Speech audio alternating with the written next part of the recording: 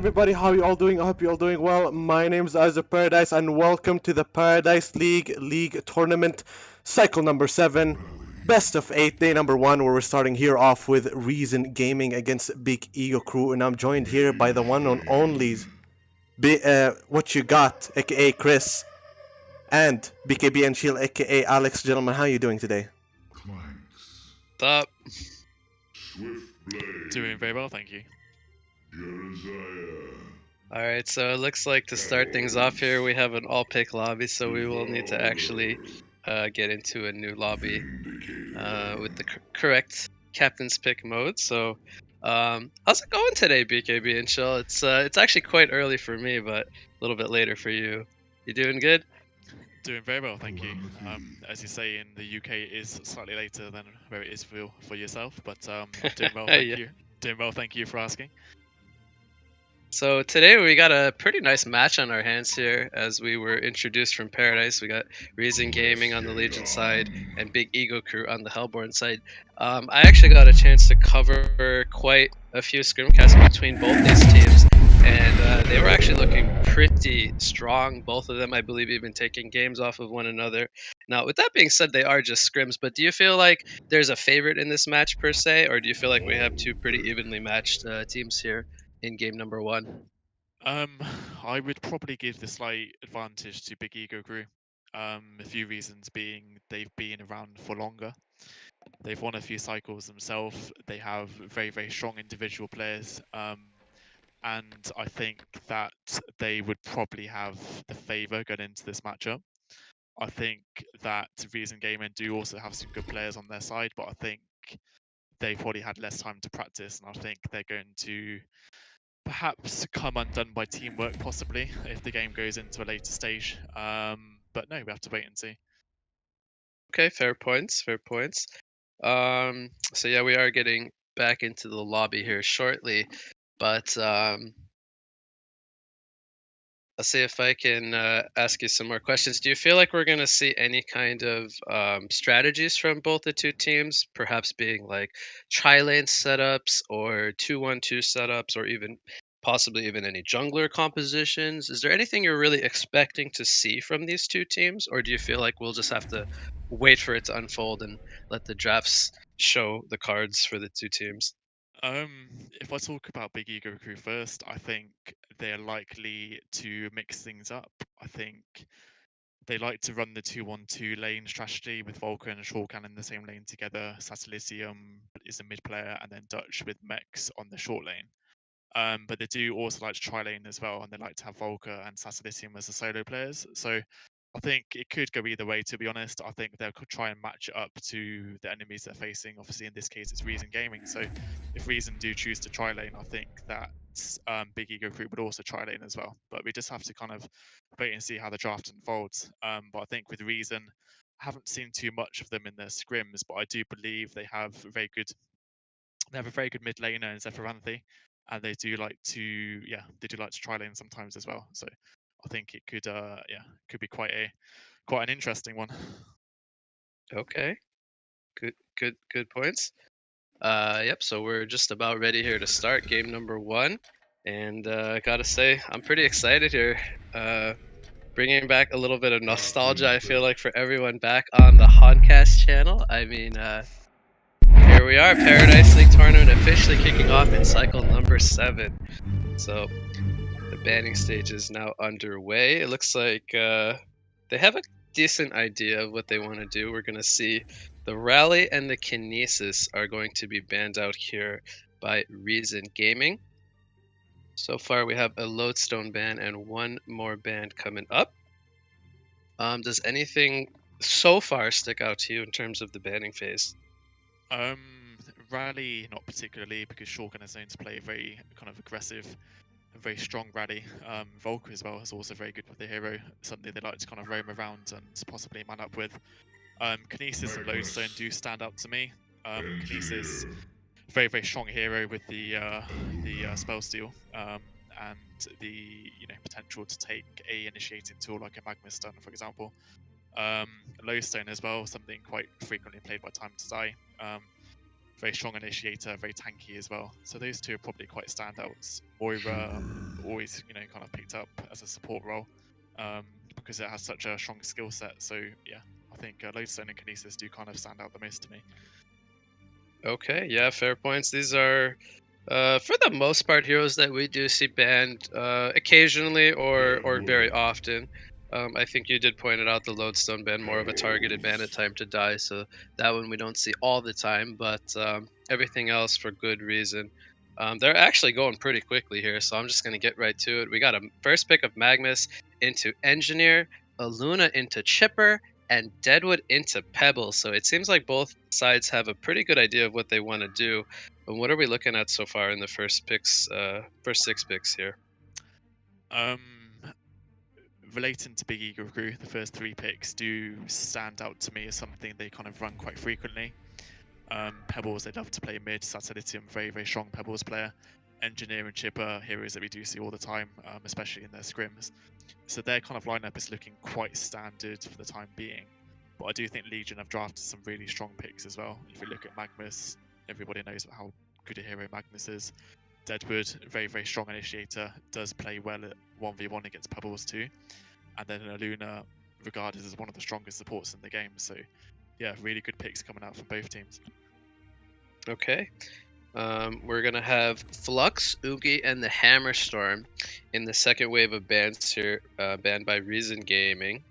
And we have Ravenor and Malakin so far, with one more ban coming up for Big Ego Crew. The third one going to be the Predator there, as we just saw. And I feel like there's a couple standout bans here. The Flux one, or the Flux, excuse me, being the more noticeable one. Maybe you could give us your thoughts here on the bans. I think relating to the Flux ban, I think it just comes down to the engineer, the Pebble setup. I think having Flux there would be extremely disruptive. So it's just something Legion don't really want to deal with. So I'm not too surprised at that. Ravenor, I think, is a respect ban against Legion because they have run it in cycles before and done really well with it. Oogie, extremely strong carry, very, very tanky, causes lots of damage, farms very, very quickly. So not too surprised at the Oogie ban. And then the strength carries continued with Malika and Hammerstorm and Predator, just kind of standard bans and heroes that farm very quickly and fit in really well with the active metagame. Okay, so we're gonna have a fourth pick of Andromeda come out from Reason Gaming. So they have a nice combination there between the Andromeda and the Deadwood. It's actually something I saw them run earlier this week. I believe they ran it in a duo mid, which wasn't really what I was expecting them to do, but it caught me off guard. I'm wondering if they're looking to do something similar here in this match, with the Andro and the Deadwood going in the same lane together. But yeah, based on the rest of their picks, they have a Magnuson and a Luna. Is it safe to say we're going to see a core Magnus most likely here?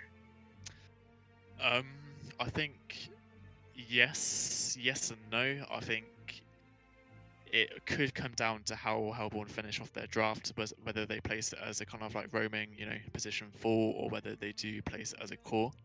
I would like to see it placed as a core, but then I would also like to see Deadwood as a core as well, because obviously, as we know, Deadwood with the PK and the Willowmaker will take out a hero relatively quickly, and I like the potential Deadwood has against Pebbles in the mid lane. So I think, I think it could go either way, to be honest. Okay, we're going to see the Pharaoh come out here for a Big Ego Crew. Safe to say we'll probably see that in the hands of Volca, either in the off lane or in the short lane, depending on whether or not they want to do some kind of aggressive lane setup.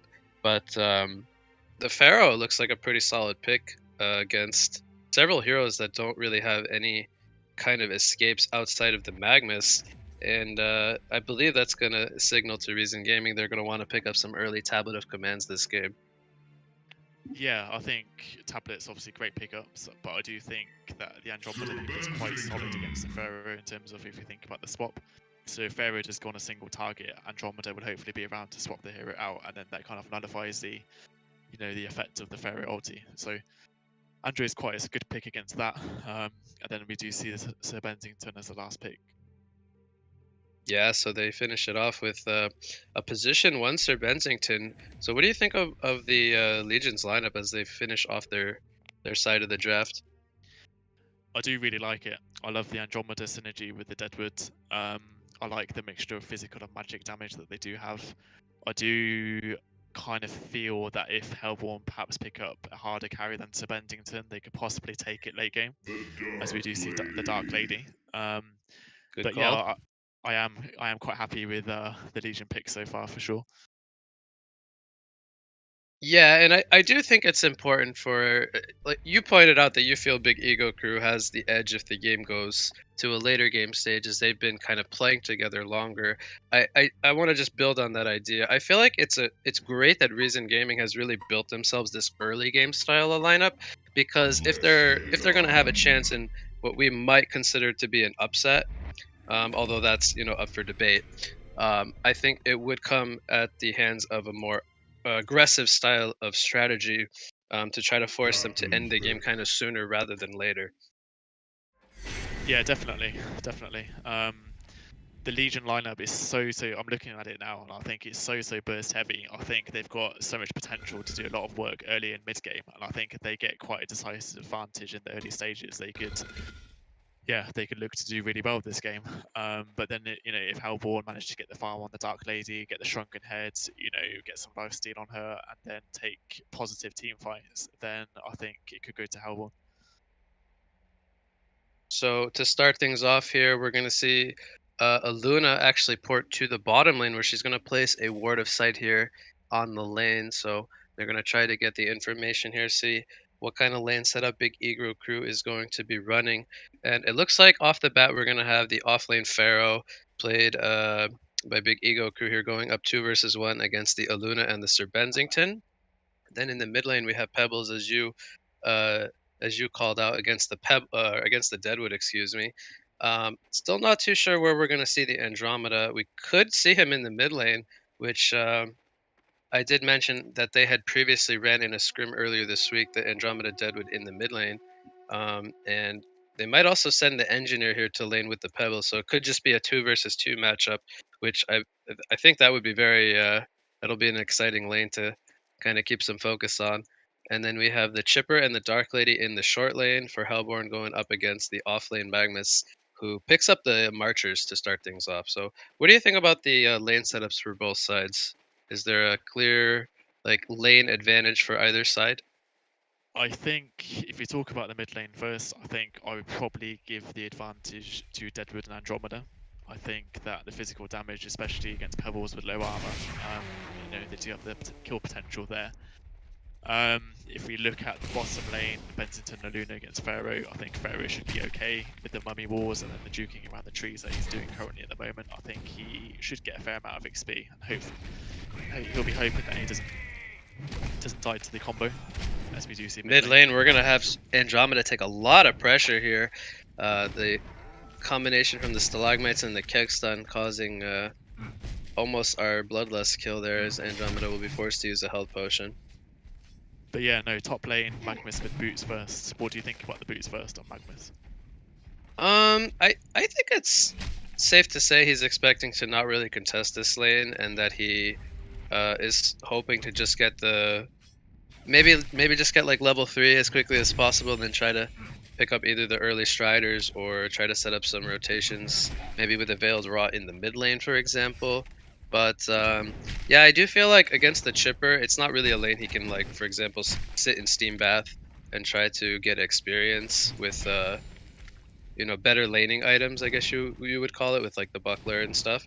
But yeah, I think going up against the Dark Lady as well, who can silence him.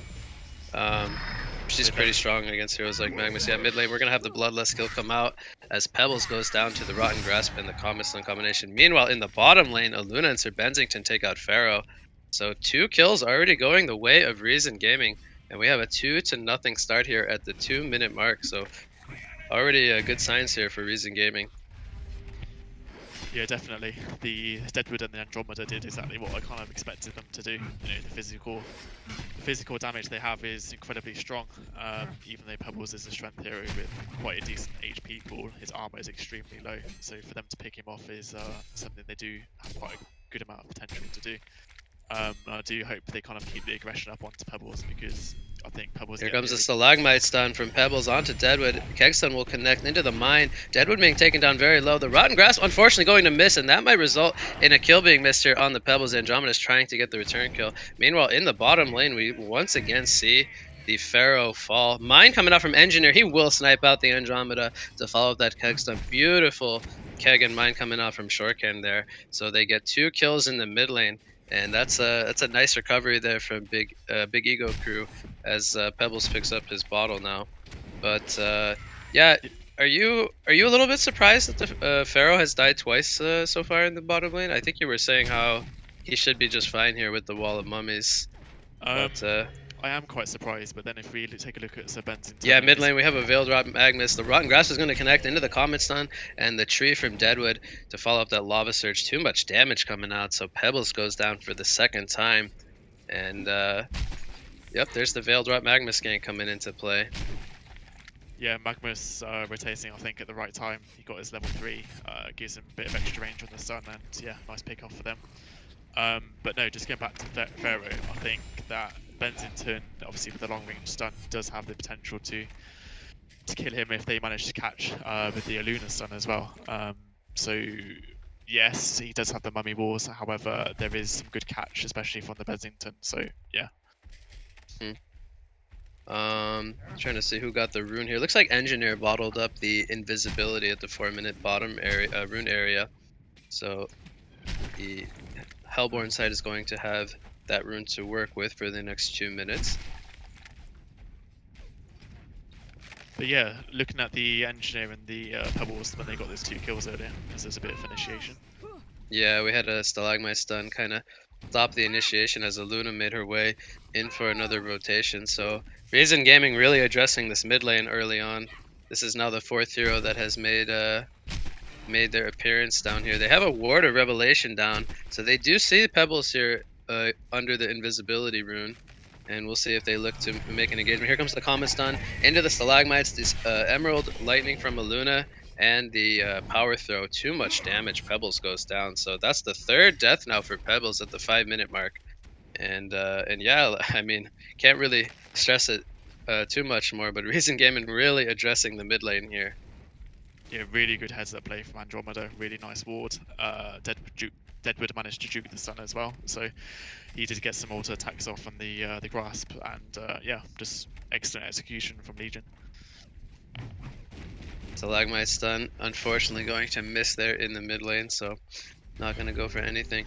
It's actually a little bit funny, the Engineer is level 5 due to Pebbles leaving the lane a couple of times. The Engineer actually has more experience, but that's going to mean a stronger mine. Here comes the Keg stun. The Rotten Grass going to connect. Sir Bensington's using the Nightfall into the mid lane. We're going to see the turn kill first on Andromeda, but Pebbles is going to fall. Now Engineer could be in some trouble as Bensington hits the Joust. And Engineer, will he be able to make the escape? I don't think he will be. It might just be a matter of time. Bensington has another Joust coming up in 4 more seconds, but the Striders on Engineer, he's going to juke down here. Is he going to make a big escape here or not? He doesn't have a TP just yet, but Bensington's looking for him. And I guess you could say, how much time do they really want to invest trying to find him now that it is nighttime? But I gotta imagine he's sending a TP on the courier right now, as he's got plenty of money. And honestly, that's a pretty nice escape coming out from Shortcan. It's a nice escape indeed. To be honest, I think I'm quite surprised they didn't chase Engineer because they should have been aware he didn't have a TP. And I think if you're aware that an enemy support doesn't have a TP, it's always a kind of good idea to go after them. But then I think Bensington probably didn't want to waste time and he wants to get back into farming. So I can understand his logic by going back to the lane. And look at this, he's actually still hanging around this mid lane. And we have Chipper perhaps wanting to do some stacking first, but he picks up a haste rune in the top lane. He might look to set up a gank here with the Pebbles as well, as we have Engineer coming in from the flank. So I don't think there's any vision of this from our Legion side. And actually, Engineer going to just show himself here. He's going to miss the Keg stun. Pebbles is going to chuck Engineer backwards, so he actually avoids the rotten grass. Kind of a heads up play there, actually, as that might have been enough for a kill if the Comet Stun came out as well. But look at this, we have a Veiled Rot Magnus once again here in the mid lane. Chipper, as we pointed out again, so we have 6 players here. Will we see an engagement as Chipper decides to port into the bottom lane, where Pharaoh is getting dove by the Aluna? He uses the Wall of Mummies on Aluna, and Aluna will end up falling. So Aluna just getting a little bit, or she oversteps her boundaries a little bit there in the bot lane. Yeah, overstepped her boundaries is something you could say. Pharaoh is now level 6, so I'll be interested to see if he rotates to another lane soon. Perhaps the mid lane, where they might try and get a pick off onto Deadwood, although Deadwood has his steam boots now, so he's going to be quite hard to kill. Question: if you think this was to go into a 40 to 50 minute, even into a 60-minute game, who would you give the advantage to? Do you think the Dark Lady lineup will have the advantage there, or do you think it's going to be there's going to be a potential with the Bensington to carry the game as it goes into the later stages? Yeah, so I think given equal farm, I do believe. Well, actually, hold that thought. We have a Luna getting a catch here onto Engineer with the Veiled Rot. The support comes in from both Deadwood and Andromeda, and that ends up being a pretty quick kill there on the Engineer. And Magnus, he might be looking for some more. We'll see if he finds the opening. But yeah, back to answer your question about the late game, I do believe with equal items, the Dark Lady should be able to outshine the Sir Bensington, and I think that's just due to the Dark Blades and the Charging Strikes really scaling really well. I don't feel like Bensington, although he gets magic armor penetration, I feel like that kind of doesn't scale as well into the late game as the Dark Lady's abilities do. I would tend to agree with you. I think the Charging Strikes is such a fantastic tool, especially with the silence as well.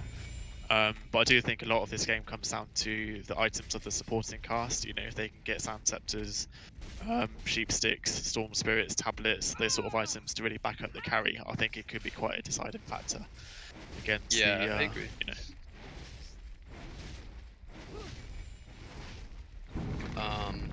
So we already see the Sustainer being picked up from Dark Lady, so she's actually well on her way to a Rune Cleaver. If we take a look at the JPM chart, she's actually sitting at about 460 gold per minute. So Dutch on the Dark Lady, he's doing what he's really known well for, which is getting that good early game farm.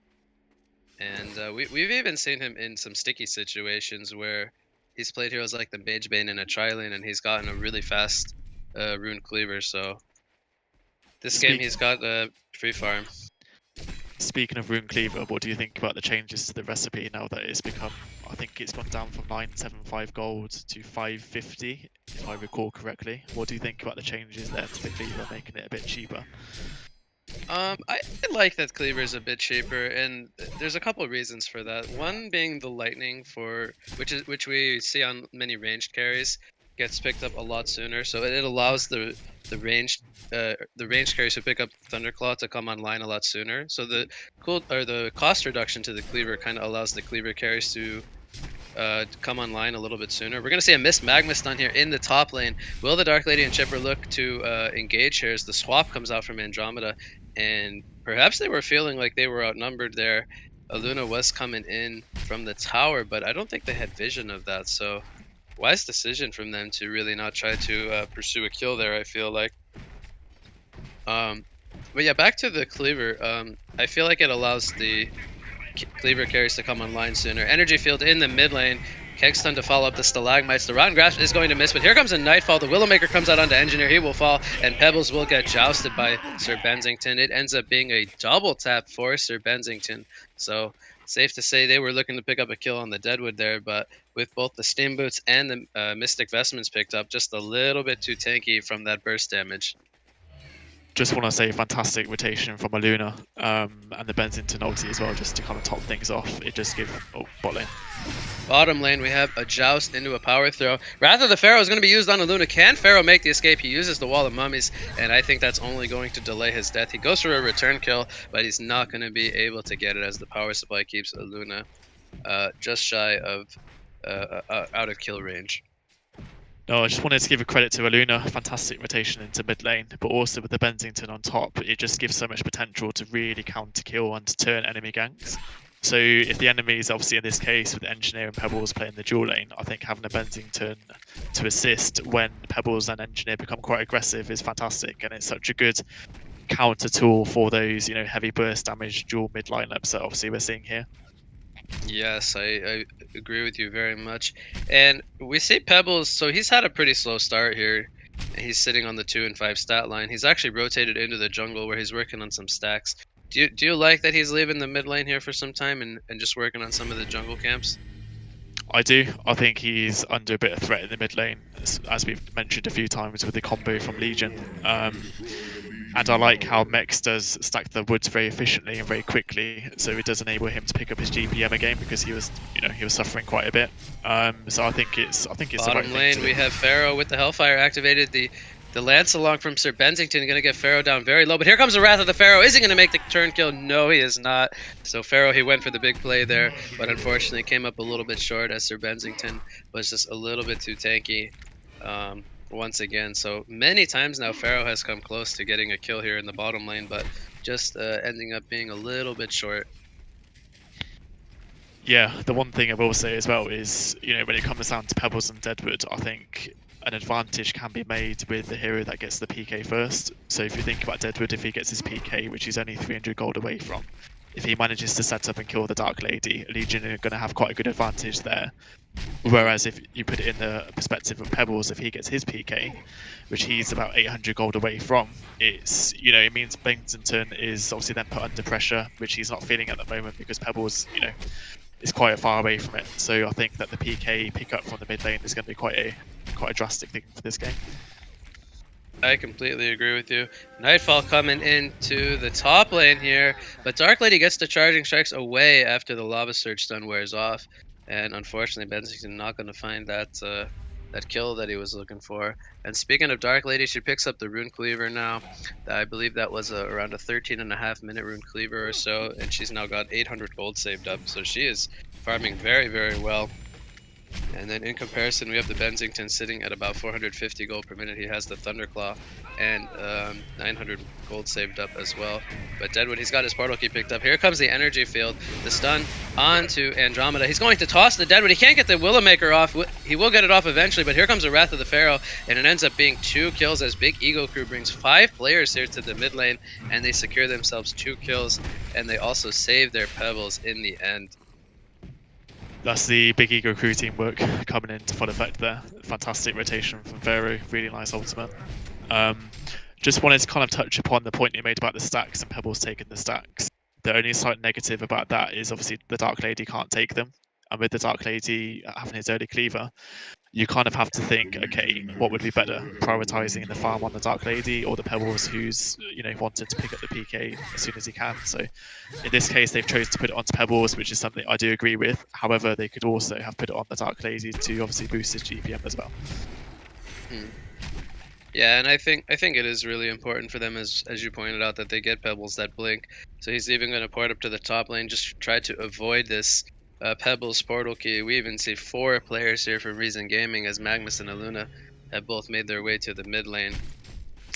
So Pebbles, he will just finish the farm up there, where he will now need to go to base and then look to probably set up something in the mid lane.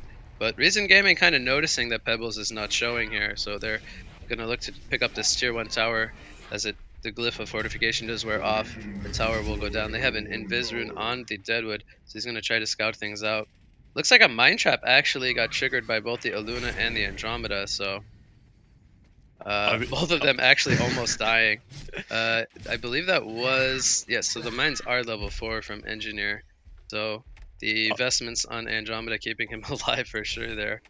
I was just about to point out, with you being an engineer player yourself and the mines being placed inside the trees, is that a place that's quite common for placing mines? I mean, I don't really play engineer much myself, so I'm interested to hear your insight. But when it comes to playing a kind of roaming engineer, what sort of positions do you think are most effective for the mine traps? So yeah, so I think so to answer your question, I think it kind of depends on the pace of the game. In this situation, more players from Reason Gaming have been showing themselves mid lane, so it's been hard for Big Ego Crew to play aggressive. Now, with that being said, we have Veiled Rot on the Andromeda here, so I do think we're gonna have a team fight. Portal Key initiation from Pebbles. He's gonna use the combo, and that's gonna be a quick kill on the Aluna. No retaliation comes out from Reason Gaming, but I think the reason why we did see them placed in the trees there was due to them feeling under the threat of being dove by both the Magnus and the Aluna, as well as the Sir Bensington. I mean, there honestly has been all 5 players at times from Reason Gaming in the mid lane. So I think just due to the nature of the pressure, they have been forced to play kind of passively until Pebbles now has his portal key. But now that the portal key is picked up, I think we will start to see engineers start mining more aggressively. It'll just come down kind of to the map control of both sides. With the lifesteal pickup on the Dark Lady, do you think they're likely to take Kongor soon, or do you think they're just going to continue to try and pick up as much farm as they can, push towards that Firebrand, Frostburn, maybe even into a Shrunken Head? Or do you think they are, as I kind of briefly said, do you think they're going to look to take Kongor soon to kind of push that advantage with the stats pickup from the Kongor buff? Or, yeah, how do you kind of see that playing out? So I do think that they will attempt Kongor in the near future.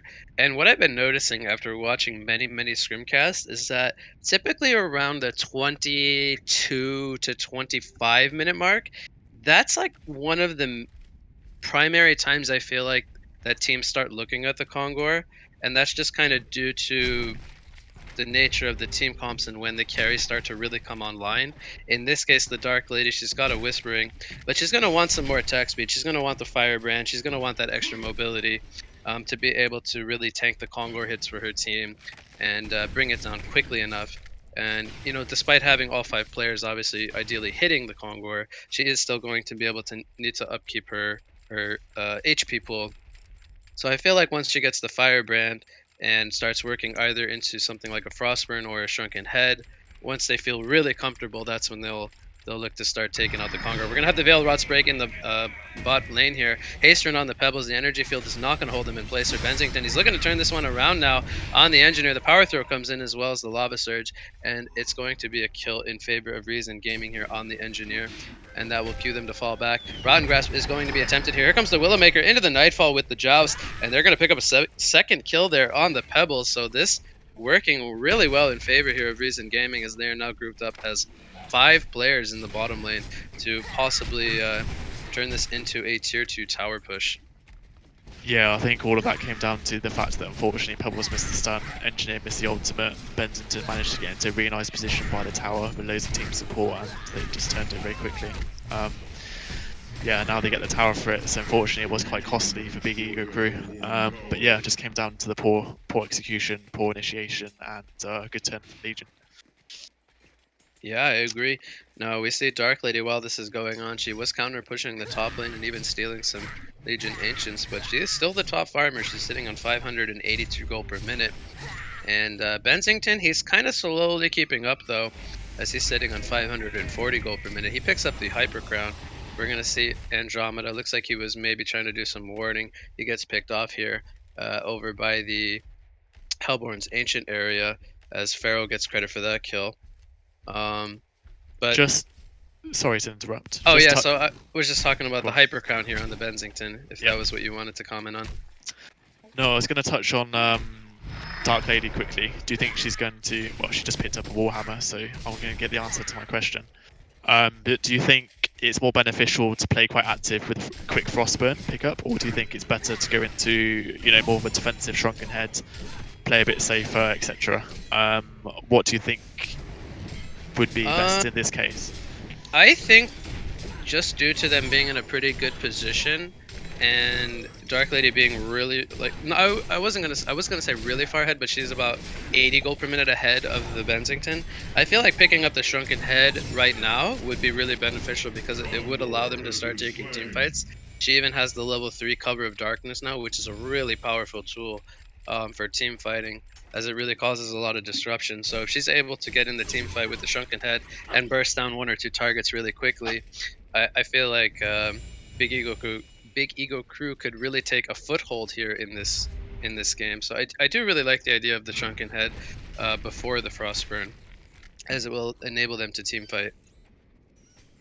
I like the barrier idol pickup on Pharaoh as well. I think he obviously negates quite a significant amount of damage from Magnus, even Bensington as well with his hyper crown.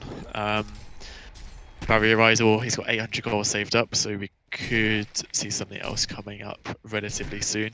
But no, with myself being a Pharaoh player, I would quite like to see a puzzle box, perhaps. I think the mana burn would be fantastic, and even the the dewarding potential would be great as well. And the mana burn, especially against heroes like Magnus Andromeda. But no, just touching on Pharaoh, what do you think Pharaoh is likely to pick up next? I think, well, he does pick up the bowstring armband, as we actually seen Joust come into the bottom lane, but no TP support, so looks like Pharaoh will just walk this one off. But I think we'll either see the barbed armor or the puzzle box, and I think we're more likely to see the barbed armor just because it's a little bit later in the game now. I'm not sure the timing he would get the puzzle box level 3, if it might come too late in the game. As we see Dark Lady jumping in here onto the Sir Bensington, this is going to be a quick kill with the help of the Wrath of the Pharaoh. Meanwhile, in the mid lane, we have a fight going on at the same time. Aluna gets caught here by Pebbles. The energy field, I believe that was, might have even been a defensive energy field, as they kind of fell back there from the tier 1 tower area. But Big Ego Crew picking up kills in both the bottom and the mid lane simultaneously. Yeah, I like the fact that now, as you say, the Dark Lady's got her Shrunken Head. She's playing very active. Realise they can pick off Bensington, who does also have his BKB as well. But a kill that's obviously going to slow down Bensington with his farm. The Dark Lady's now sitting at 650, so she's quite doing significantly well, and significantly better than the Bensington. So yeah, I think they're playing exactly how they need to now, setting up kills on the core heroes, and yeah, increasing the activity that they were quite relatively passive earlier on. So yeah, some nice changes that we're seeing.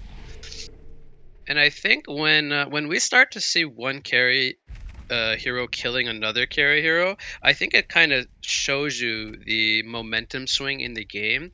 And if we take a look at the golden experience chart, I feel like that kill in the bottom lane really kind of solidifies how the pace of the game has really changed. We're now seeing Big Ego Crew sitting on an almost 6,000 gold lead, as well as a 17,000 experience lead. That is a very large experience difference. So the reason why I feel like we're seeing that is because we're seeing Reason Gaming grouping up a lot together, but they're not really splitting up the farm. Whereas Big Ego Crew, they're really spacing the map. We constantly see Pharaoh going to the bottom lane, Pebbles working in the lanes, as well as Dark Lady sitting and taking most of the jungle out. So they're really spreading out the map very well, whereas Reason Gaming is grouping up together. Meanwhile, in the bottom lane, we see a Willowmaker come out onto Pharaoh here, and with the assistance of Sir Bensington and Aluna, that ends up being a quick kill. So the grouping up there is going to net them a kill. Will they be able to translate this into any kind of objective? They do have the Kongor open, as Big Ego Crew had already taken theirs. Yeah, the only thing I would like to see, so you touched on how they're roaming around and things like that. I would like to see them try and push towards some more towers now as Pebbles jumps to mid lane. But yeah, obviously bottom tower is quite low. I would like to see them group up and take that, even push towards mid tower maybe as well, and set up a team fight with the Dark Lady Shrunken Head. I think I would like to give them the advantage. Just because the Dark Lady with the silence, I think she can cause a lot of havoc. But no, if you think they were to take a 5v5 team fight at this stage, who would you kind of give an advantage to there? I think because they only have one Shrunken on Bensington on the Legion side, I feel like the Cover of Darkness, if that's really placed well, due to Big Ego Crew having a lot of these ultimates and spells that can really split up the team fight, the energy field, Pharaoh initiate, and Pebbles initiating on single targets, I feel like they can really get a good jump on Reason Gaming and really cause a lot of disruption. And the only way that they really can deal with the Dark Lady with the Shrunken is with Deadwood being able to land a Willowmaker on her and stop her from auto attacking. So I feel like if they're able to get the jump that they're looking for with the Dark Lady ultimate on top, I feel like they'll come out on top by a long shot. with that being said, that's also pushing into heroes like the Magnus and the Deadwood as well as the Nightfall on top of that can be really scary. So I guess I could kind of understand why Big Ego Crew is kind of content with the pace of the game, because Dark Lady is clearly out farming Bensington so far. I think they'll be really happy with how they're doing on the Dark Lady. As we do see a push now with the barrier rider used by Pharaoh. But no, as you kind of mentioned, really good top lane. Top lane, Magnus gets solo killed here by the Dark Lady. Pretty straightforward there. The Dark Blade's keeping him in check. Yeah, but no, speaking of the barrier rider pickup, speaking of, the focus buffer from Chipper as well, I think that, combined with the Dark Lady, the cover of darkness and her shrunken head, I think the Dark Lady will just be free to kind of run around and deal tons of damage, probably taking out 2 or 3 heroes per team fight. So yeah, in that case, cover of darkness would be a fantastic tool for obviously blinding the enemies and potentially the Andromeda, who's going to look to swap somebody out. So bottom lane, it looked like Reason Gaming was trying to set up a kill, but now it's Big Ego Crew who's going to try to set up a kill. Luna does have she actually has her tablet on cooldown. She's going to get locked down here in the wall of mummies, and this will most likely be a kill as Luna goes down. Dark Lady charges in onto Andromeda, so both the supports end up falling here in the bot lane, and that could be Big Ego Crew's cue to take some of these towers in the bottom lane down. As you pointed out, the bot tier 1 very low, and they even have Dark Lady cleaning out the Legion's jungle now. So I think this pressure is going to continue. We see Mex getting a really aggressive ward down here in front of the tier 2 tower, so I'm going to spot some jungle area rotations as well. But what do you think about Dark Lady's decision to go to the mid lane here? Do you like that, or do you feel like she should stick with her team bottom and they should try to get this tier 2 tower? I would have liked her to take the tower first before going to the Ancients, just because with her damage and her attack speed, they could take it very quickly. But I don't think Legion are going to contest, and they probably realise that, which is why she's gone to take the Ancients, and now she's obviously returning back towards the enemy jungle. But yeah, she's taken it very quickly, so as I say, she's back in the woods, so I think she will look to take the tower with the team.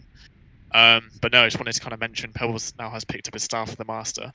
What do you think about the staff pickup before something such as like a Soul's Bulwark or a Shrunken Head? I think the staff is a great item pickup on the Pebbles, and there are 3 melee heroes on the side of Legion, which are all going to want to really commit to the team fight.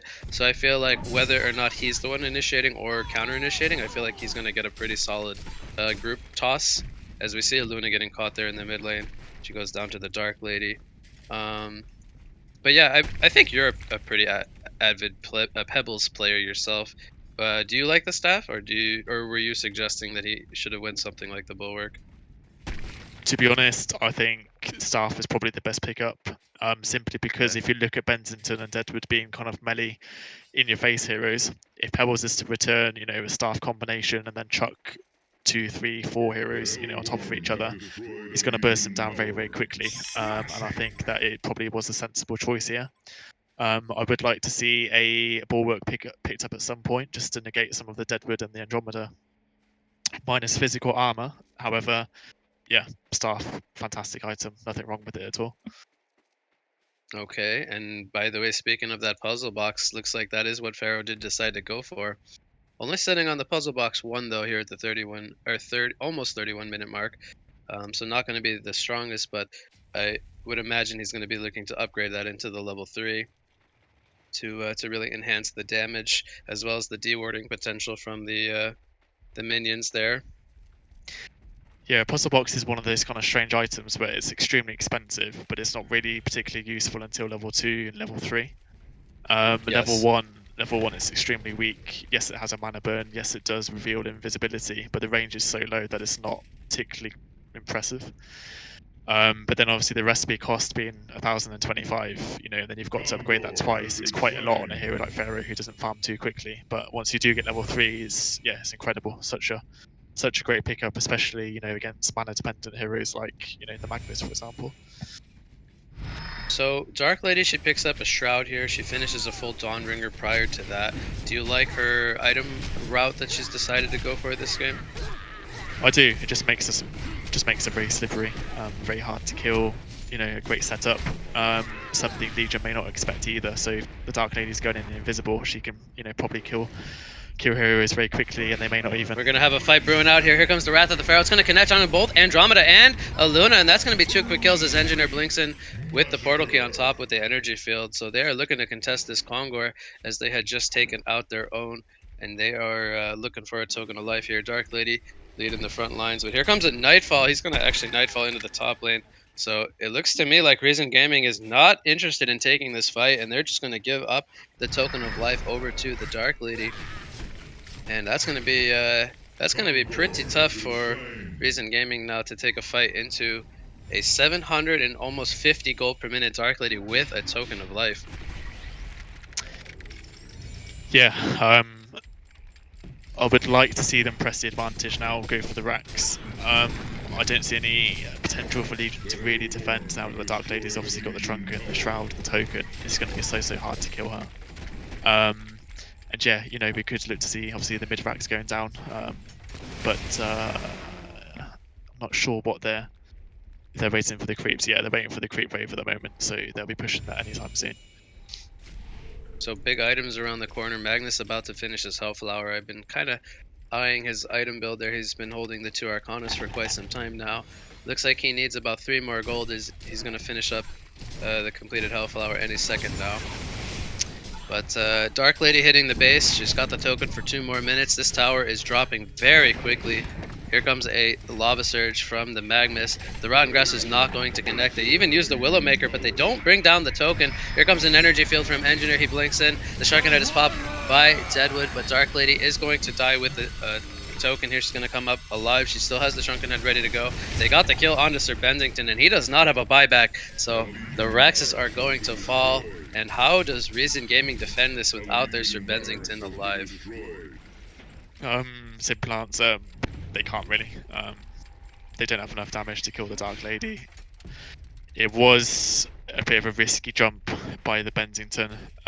Yes, he's done the Engineer, but the Dark Lady has so much damage that he just, he absolutely melted Bensington, as we saw. So yeah, a bit of a poor call, unfortunately. By Here comes the group check from Pebbles. He's going to catch 3 on top of the keg stun, and Big Egro Crew making a statement here as they clean up Reason Gaming. 3 kills more going their way. It ends up being a double tap for Pebbles, and this is going to be a second set of racks as Sir Bensington still needs 20 seconds to respawn. The GGs are called, and we're going to have Big Ego Crew moving on here in the first in the round of 8 here, first match, as the vote to concede does come out. So we have our first winner of the round 1 being Big Ego Crew over Reason Gaming. Final thoughts here in this best of 1? Just to be honest, I think it just came down to the token pickup at the end, with the Dark Lady having all of her core items. The Shroud, as we said, made it quite difficult and quite slippery to catch, and just being really one of those heroes that's so hard to chase down, and then pushing the racks with the attack speeds and the damage buff, I think was just too much for Legion to kind of handle in the end. And yeah, the token just made it all the easier for Hellborn to push. But no, well played to both teams. I think both teams did play really well overall. But no, congratulations to Big Ego Crew, who just managed to kind of solidify their teamwork and yeah, took the game. All right, so that's going to do it here for match 1.1. We're going to go on a short break, and we will be back shortly with match 1.2 of today's best of 8. So stay tuned, ladies and gentlemen, as we go on a break here.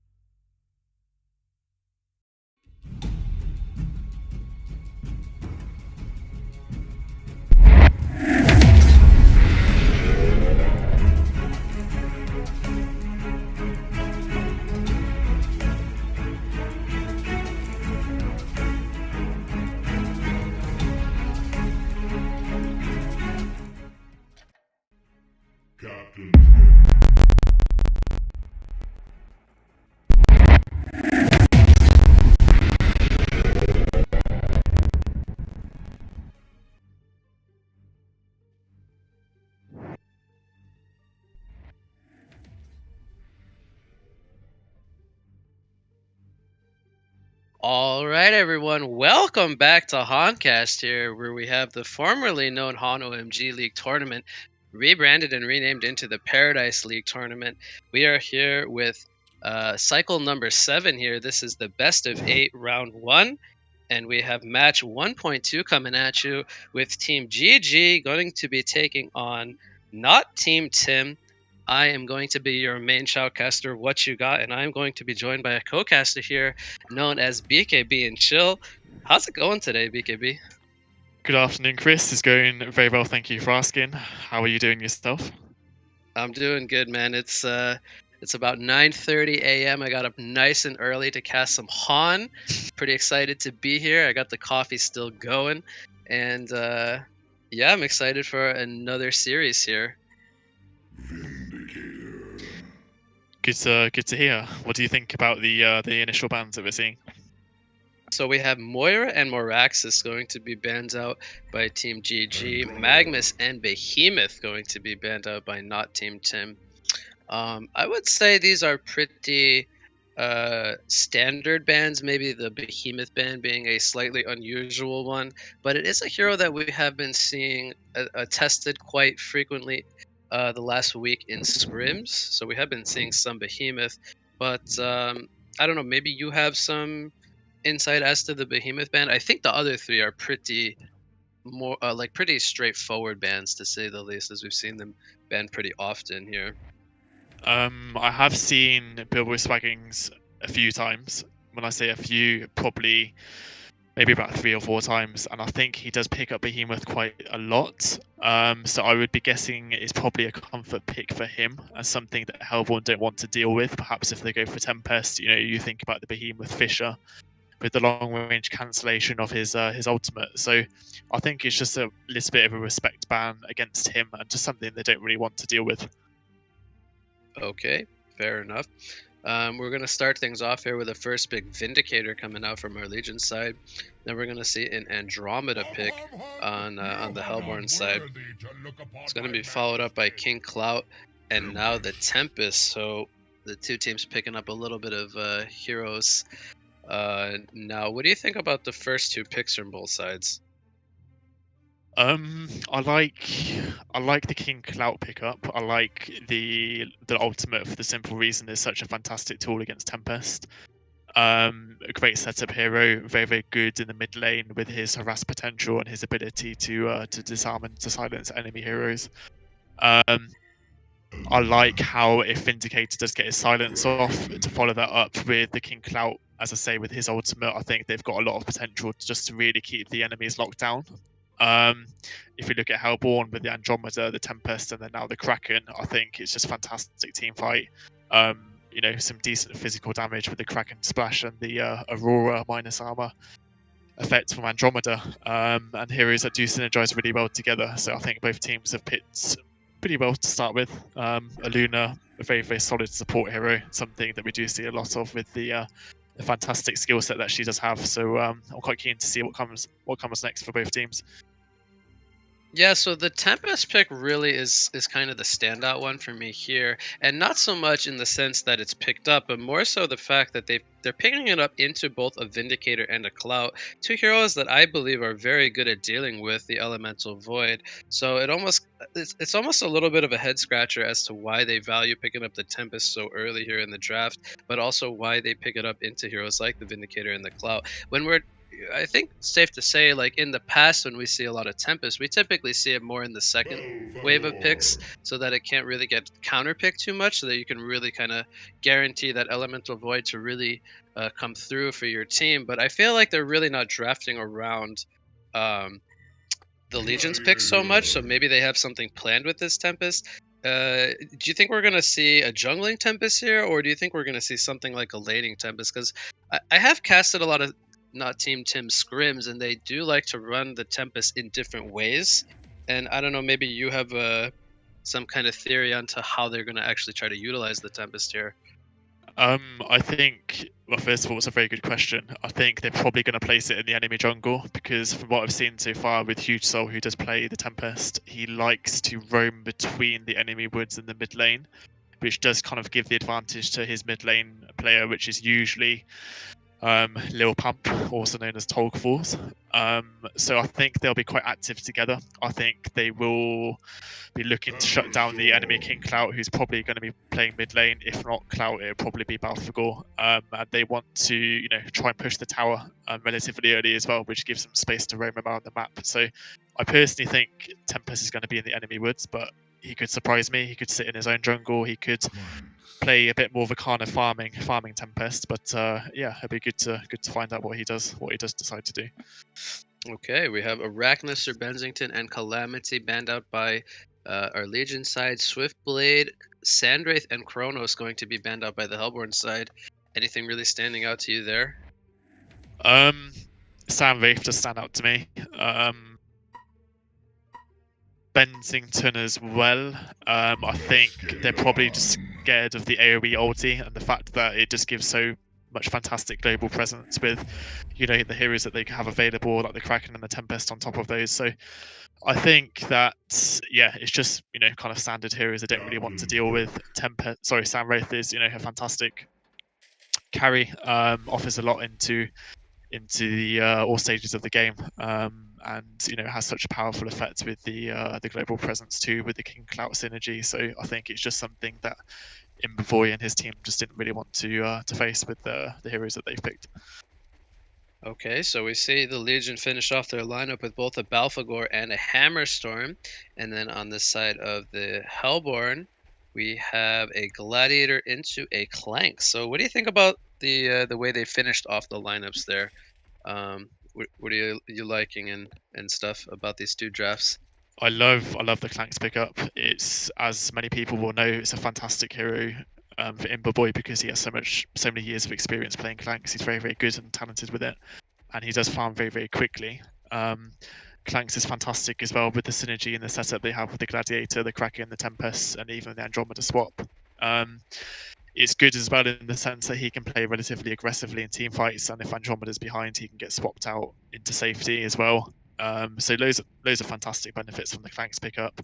Gladiator, I think, is a fantastic laner. I think it offers a lot with its skill set and its setup potential, and the ultimate is also fantastic because it does reduce the damage taken for himself and his teammates if they are in line with the chariot. So it can be very, very useful in team fights for negating a lot of damage from Legion, and Legion have fantastic amounts of damage through the skills and the spells that they do have available to them. So yeah, I'm a fan of both picks. I like Hellborn's draft a little bit more than Legion's, although I think the Balthagor is going to be quite interesting. I think there's quite a lot of potential with that hero. Okay. And how do you feel about the matchup of Hammerstorm versus Clanks here as the two carries for both sides? We're going to be seeing a, single core Hammer versus Clanks. We're going to start things off with some initiation here on the Hammerstorm. The bangs, the second one going to be avoided there to follow up the Comet and the Comet Stun and the Pitfall. So Hammerstorm does avoid death there as it starts off with a 3 versus 2 down here in the bottom lane. Yeah, so going back to your question, I think if it comes down to Clanks and Hammerstorm, I would give the advantage to Clanks because of its tree cutting potential and its ability to kite and obviously move around and be difficult for Hammer to face up to directly. However, if Hammerstorm does have a PK, I think it does kind of change the tide a little bit, and it does give Hammerstorm the potential to really kind of attack him down as much as he possibly can. But overall, I think Clanks does take the advantage slightly in terms of its presence and its ability to scale a bit better as well. Okay, good points. So in the mid lane, we're going to see King Clout versus the Kraken.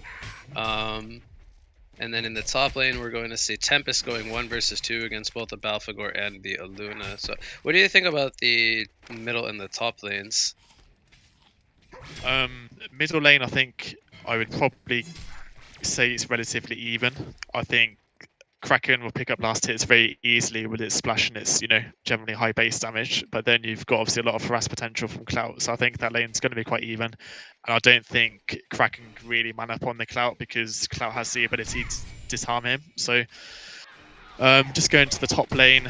Top lane, I think Tempest is going to be absolutely fine because as we see, Huge Soul is going into the jungle, which gives him obviously the potential to escape any kind of threats from the lane. And gives them the potential to go for runes as well. So I Bottom think lane, we have some more initiation, but the silence comes out from Vindicator. We have a Luna porting in. Is this going to be the first blood? Yes, it will. As the power throw helps them net the first blood there.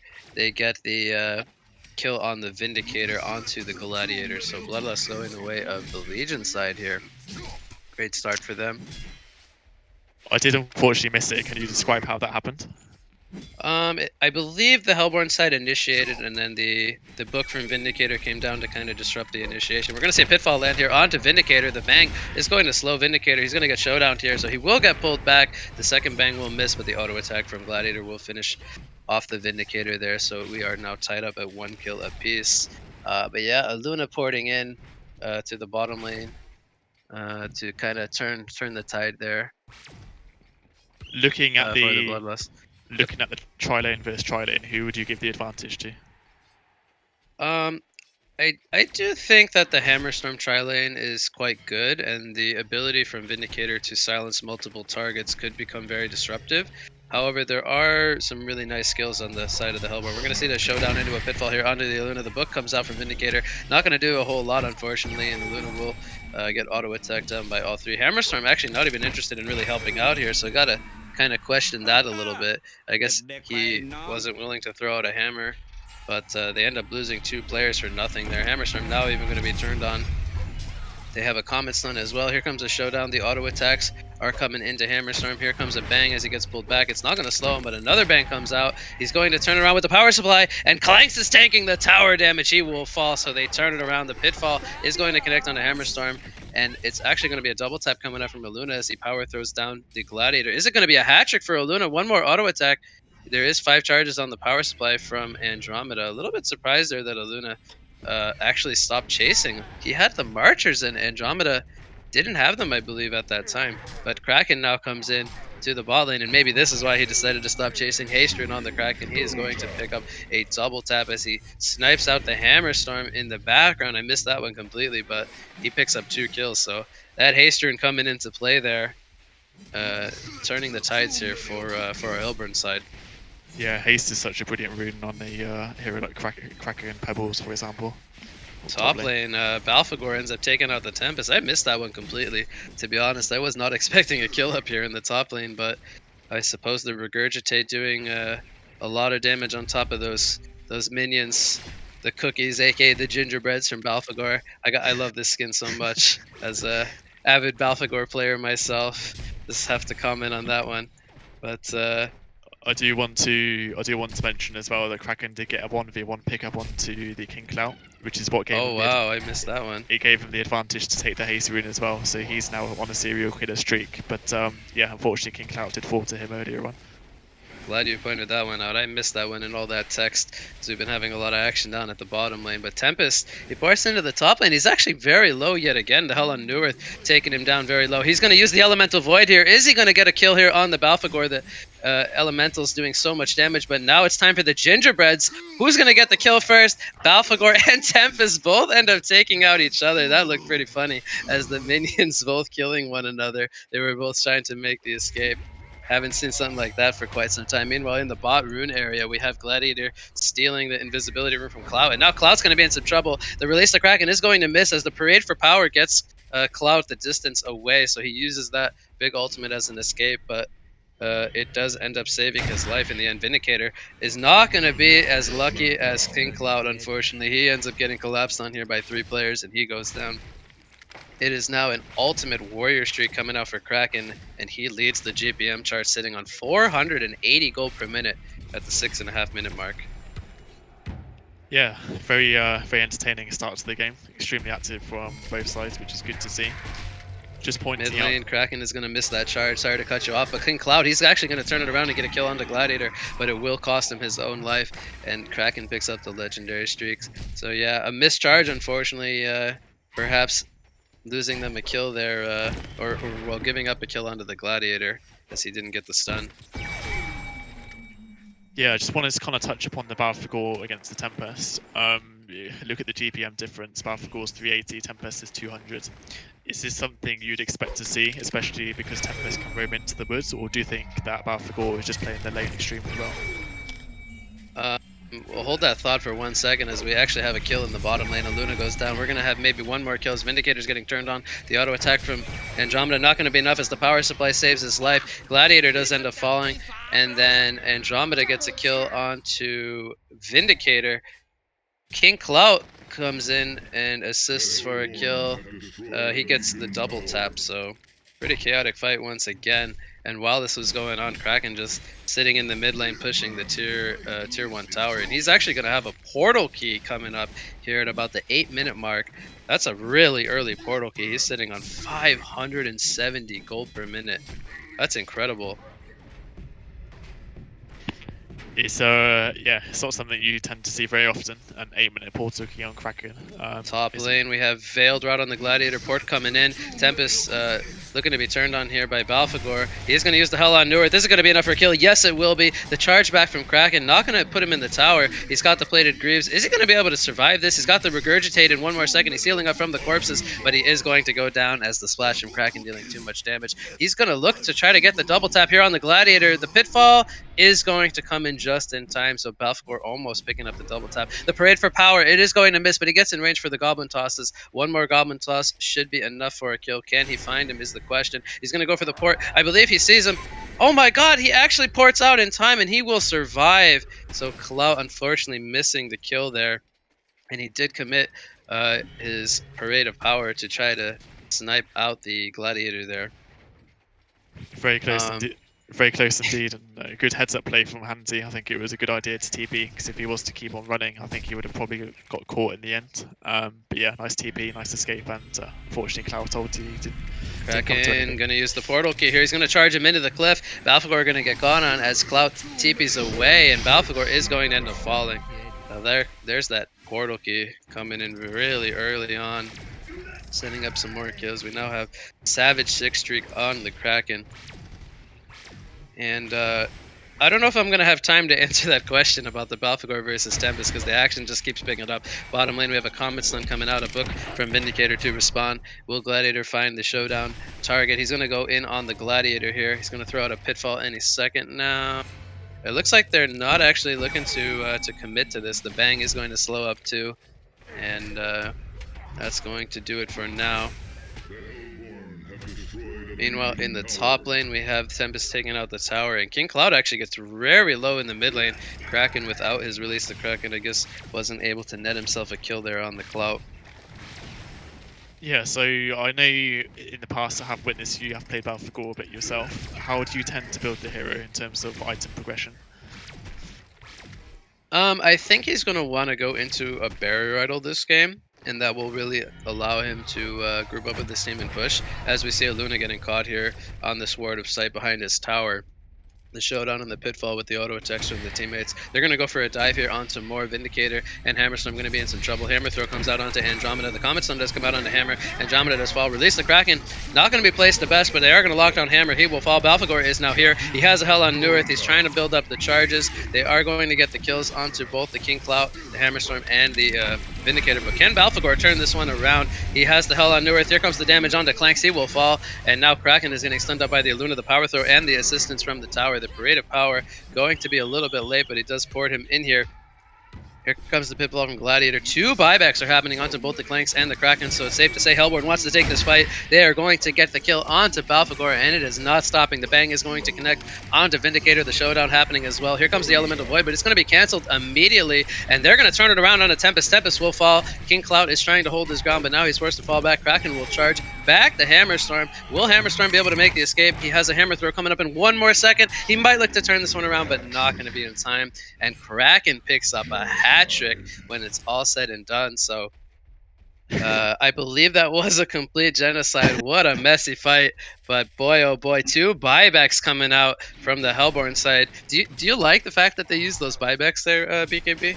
I certainly do. Kraken picked up 3 kills. I think Clanks picked up 2 or 3 kills. Like, the buybacks were perfect in my eyes. But I just want to say, what a fantastic start to the game. Crazy team fight, crazy things going on with both teams, but very, very entertaining to say the least. And yeah, I think the buybacks were definitely very justified. So were you expecting 35 kills to be happening at the 12-minute mark? Because that's what we have here in this best of 1. to start things off? To be honest, no. I would have been happy with 20, but 35, 35 is not something I'm going to have any complaints about. But yeah, Kraken is just absolutely dominating this game. 650 GPM. Yeah, I mean, what can you say? You don't see that very often, but all credit to him. All credit to him and how he's playing. So, I don't know if you saw it, but he just right-clicked a Twin Blade. What do you think about that pickup?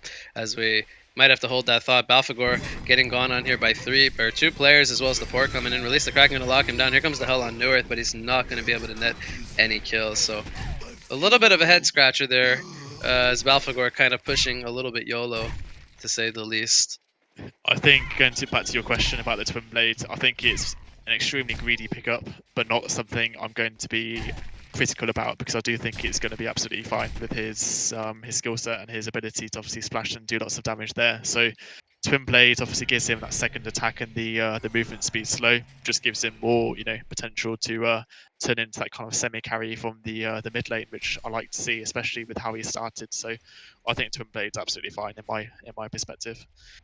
Okay, do you feel like that's better than something like the Souls Bulwark, which you talked about in game number 1, the Pebbles? You hinted at him possibly picking up a Souls Bulwark. Kraken, you could argue, even better candidate for that, as he deals mostly physical damage. He's going to line up a charge here on the Vindicator. They're going to try to finish off this kill. The splash coming in there.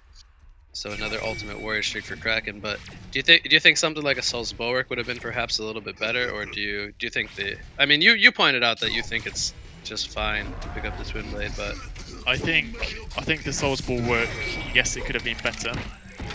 As in, but oh wow, Clanks actually dies in the top lane. I missed that one. King Clout uses the Parade of Power on top of the Balfagor. Hell on Newerth, I believe, was used there as well.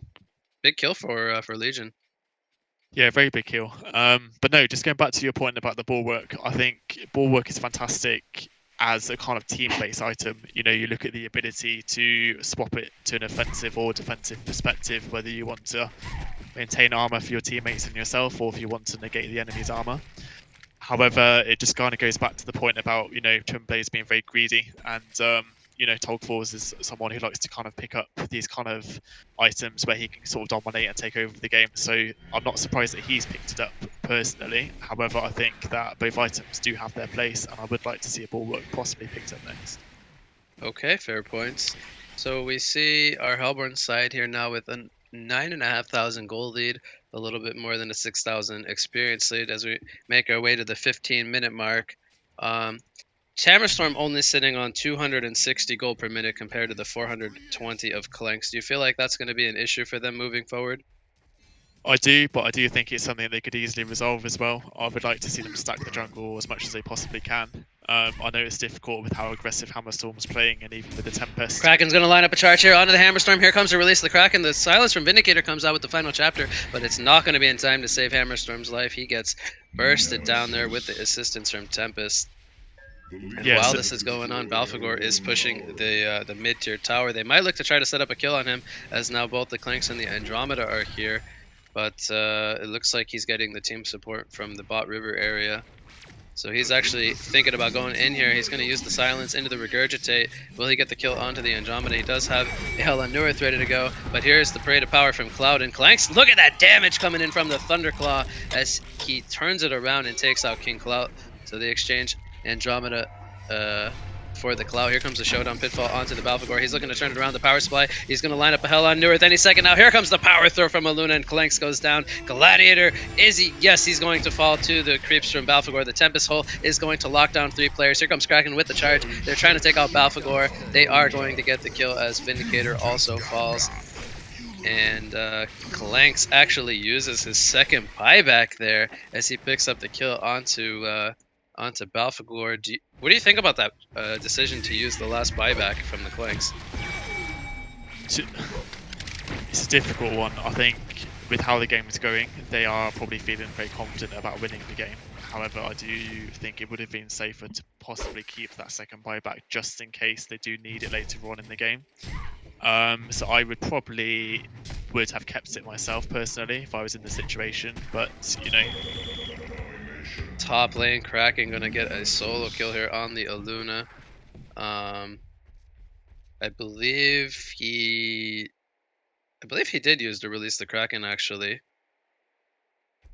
for that kill. So he ends up netting himself a solo kill there. He picks up a shield breaker. Wow, if you were to tell me we would see a Kraken here with a twin blades into a shield breaker, I would actually call you a liar. But here we are with this Kraken item build, and he's going to continue to do the physical damage right click build. Now all he needs is a Elder's Parasite and a Demonic Breastplate, and he'll be shredding through the Legion team. So, what do you think about the idea of something like a Staff of the Master on Kraken when he uses the ultimate, just being able to constantly have splash hits? Do you think that's something that would be viable here? I do. I like Staff of the Master a lot. I have tried it myself in team matchmaking, and I think it does have its place. The only issue is it's quite expensive, and it's a case of whether you want to spend 4.2k gold on a staff effect, for yourself, or whether you want to, perhaps buy something that we've, kind of briefly mentioned, such as the demonic or even a frostfield plate or a shrunken head. So I like it. I do think he needs a little bit more attack speed first, but if you combine Staff of the Master perhaps with demonic, where he does gain the attack speed and the negative armor effect for the enemies, I think it could work out really well. And then finally, if you were to upgrade the staff and give it to perhaps Clanks or Tempest, then it could make it even more viable. So we see Hellborn team attempting the Kongor here at about the 18.5-minute mark. It looks like this Kongor will go down with relative ease. Tempest picks up the Gnome's Wisdom as his primary item to follow up the Ghost Marchers. Do you like the pickup of the Gnomes there? Yeah, Gnomes is a fantastic pickup. Something that suits very well for this active meta game. It's very, very powerful. Obviously gives a shield and lots of healing potential when you cast spells. So I think Gnomes is great. It does kind of help with his mana regen too. And I think, to be honest, it was probably the best item he could have gone for. Just synergizes really well with the team that they do have. So yeah, I think it's great. Okay. We see an Energizer picked up on the Gladiator, which I think that one could be called a little bit more unusual. We have a showdown coming out onto Balfagor here. As Kraken charges in, he's going to set up a kill onto the Vindicator. No final chapter going to be used. Here comes Release the Kraken onto Balfagor. The Parade of Power going to line up onto Andromeda. The Call to Arms hitting as well. And Balfagor, he's going to get us out on Newerth up. But here comes the Elemental Void from Tempest. It's going to Lockdown 3. And it's a hat trick for Kraken as he splashes them all down. 4 players dead the way of the Legion side. And only Aluna is going to be the survivor. So all 5 players from the Hellborn side surviving this fight. A massive combination there between the Gladiator, the Tempest, and the Kraken finishing things off. Yeah, really big ultimate from Tempest. Loads of damage that that was dealt by the Kraken and the Clanks with his ultimate. But just want to say that Kraken has 20 kills at 20 minutes, which is quite spectacular.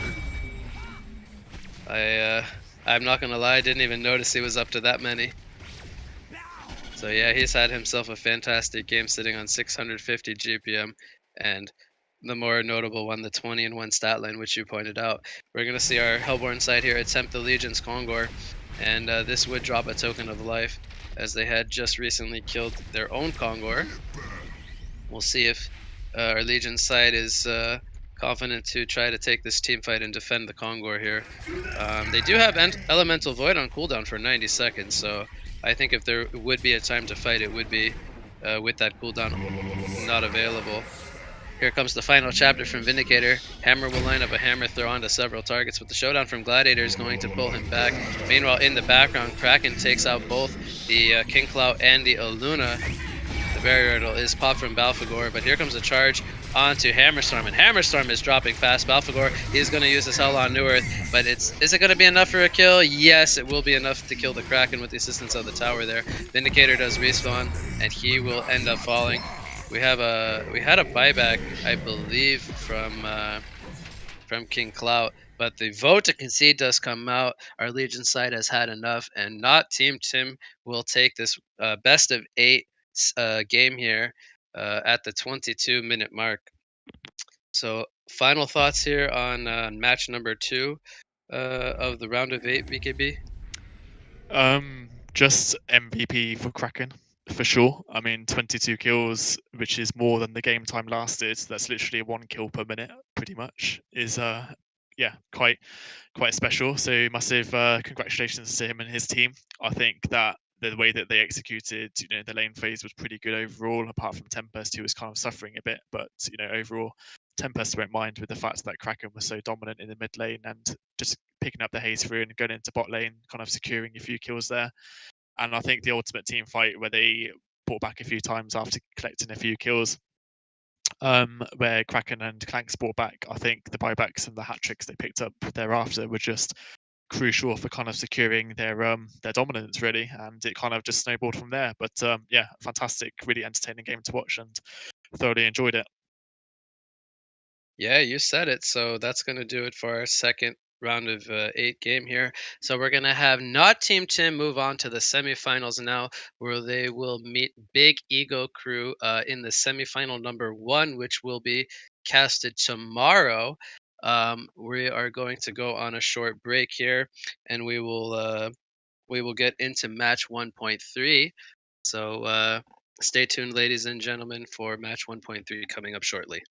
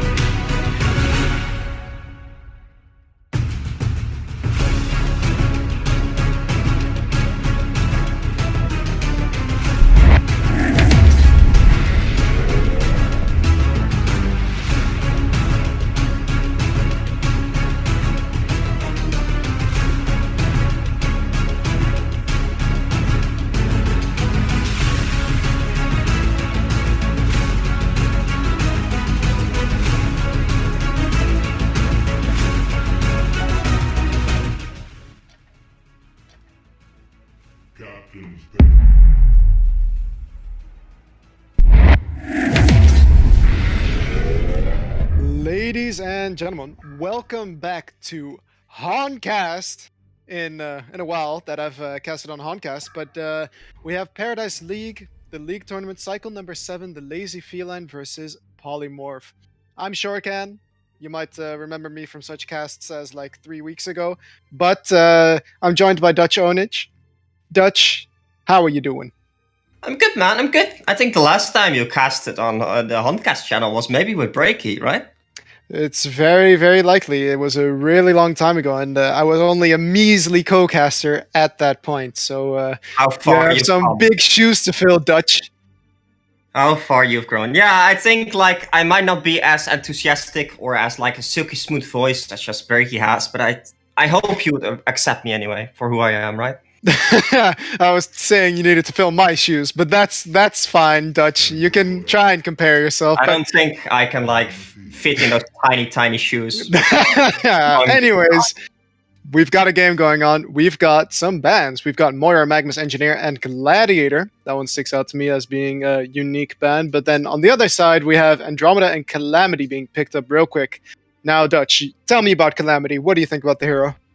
Very strong hero. It's a bit awkward from time to time because it's very squishy in the early game, but I do know that like the Snooki team loves to pick it up every now and then, or very often even. And they also play it very well. So the Calamity with the Dragon's Path and the Firebomb can split or can farm so fast. And the Dragon's Path just does so much damage if you allow it to. But something like a Lodestone can definitely burst down the Calamity in an instant in the early game. Yeah, for sure. And this is actually one of the times I don't mind Glacius, because Calamity actually has a huge issue with mana.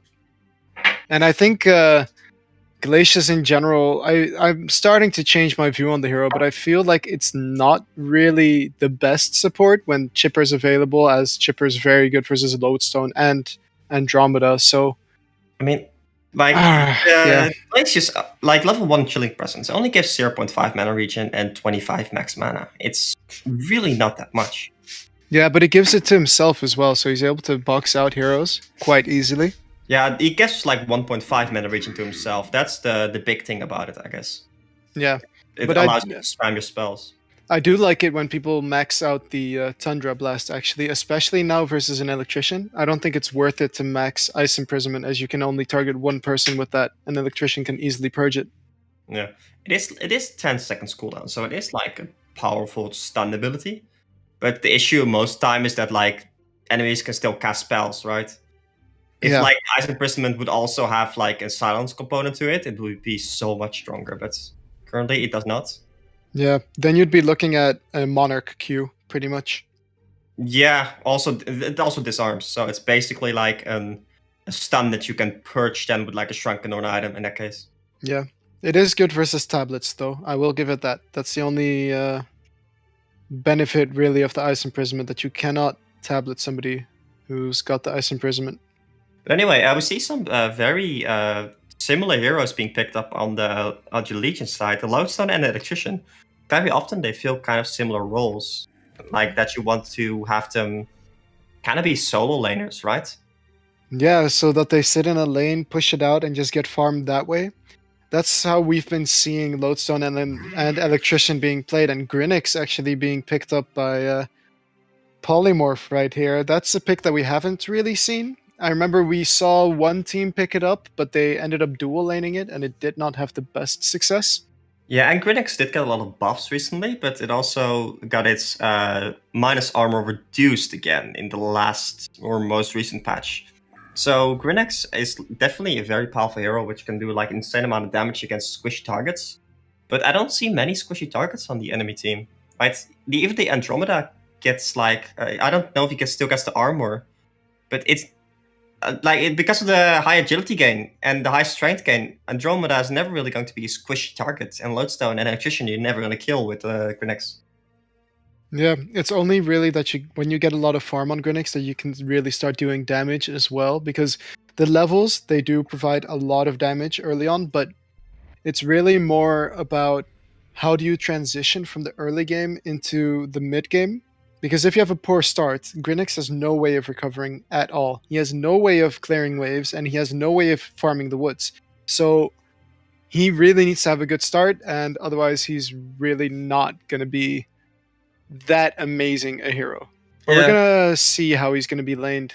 And also, what I'm seeing here is like Lodestone is good against squishy targets, right? Against like heroes with low, Low HP, max HP. Yeah. and like just low survivability in general. Because you can like kind of just burst them down with the ultimate. Because the ultimate plus W, level 7, it does 650 true quote unquote damage. Mhm. That's a lot. And then it's not even the Q not taken into account, and like you get an auto attack in as well. Yada yada yada. There are no like even after the Lodestone pick, they didn't decide to pick up any tanky heroes, and that surprises me. Well, the thing with Lodestone especially is that if you can't find the kills with your Shadowstorm, then it's more difficult to split push with the hero, because although the Lodestone plates, they do make you a bit tankier, look at that agility gain. It's 1.2. His base armor is just low. So yeah, but most physical damage from the early game is gonna come out from auto attacks, and you have the plates to basically act as a shield, right? yeah, but it's more about the fact that in the mid game he can't split push as effectively as, let's say, something. What's a really tanky hero difficult to deal with? Well, a Meraxis. His arcane shield actually gives him the passive armor, right? Yeah. Electrician, similarly. Cthulhuphant is really tanky, and his trample is a lot easier to get off than the rocket drill. So Yeah, and the main issue with the rocket drill is just the cooldown level 1. It's actually 20 seconds. It's insane. yeah, so you should max it. You should max the rocket drill, especially when you need the burst damage. Because right now, W. oh, not over W, of course, but yeah, over the E definitely. Yeah. But it doesn't, like, if you look at the Legion heroes right now, they lack damage.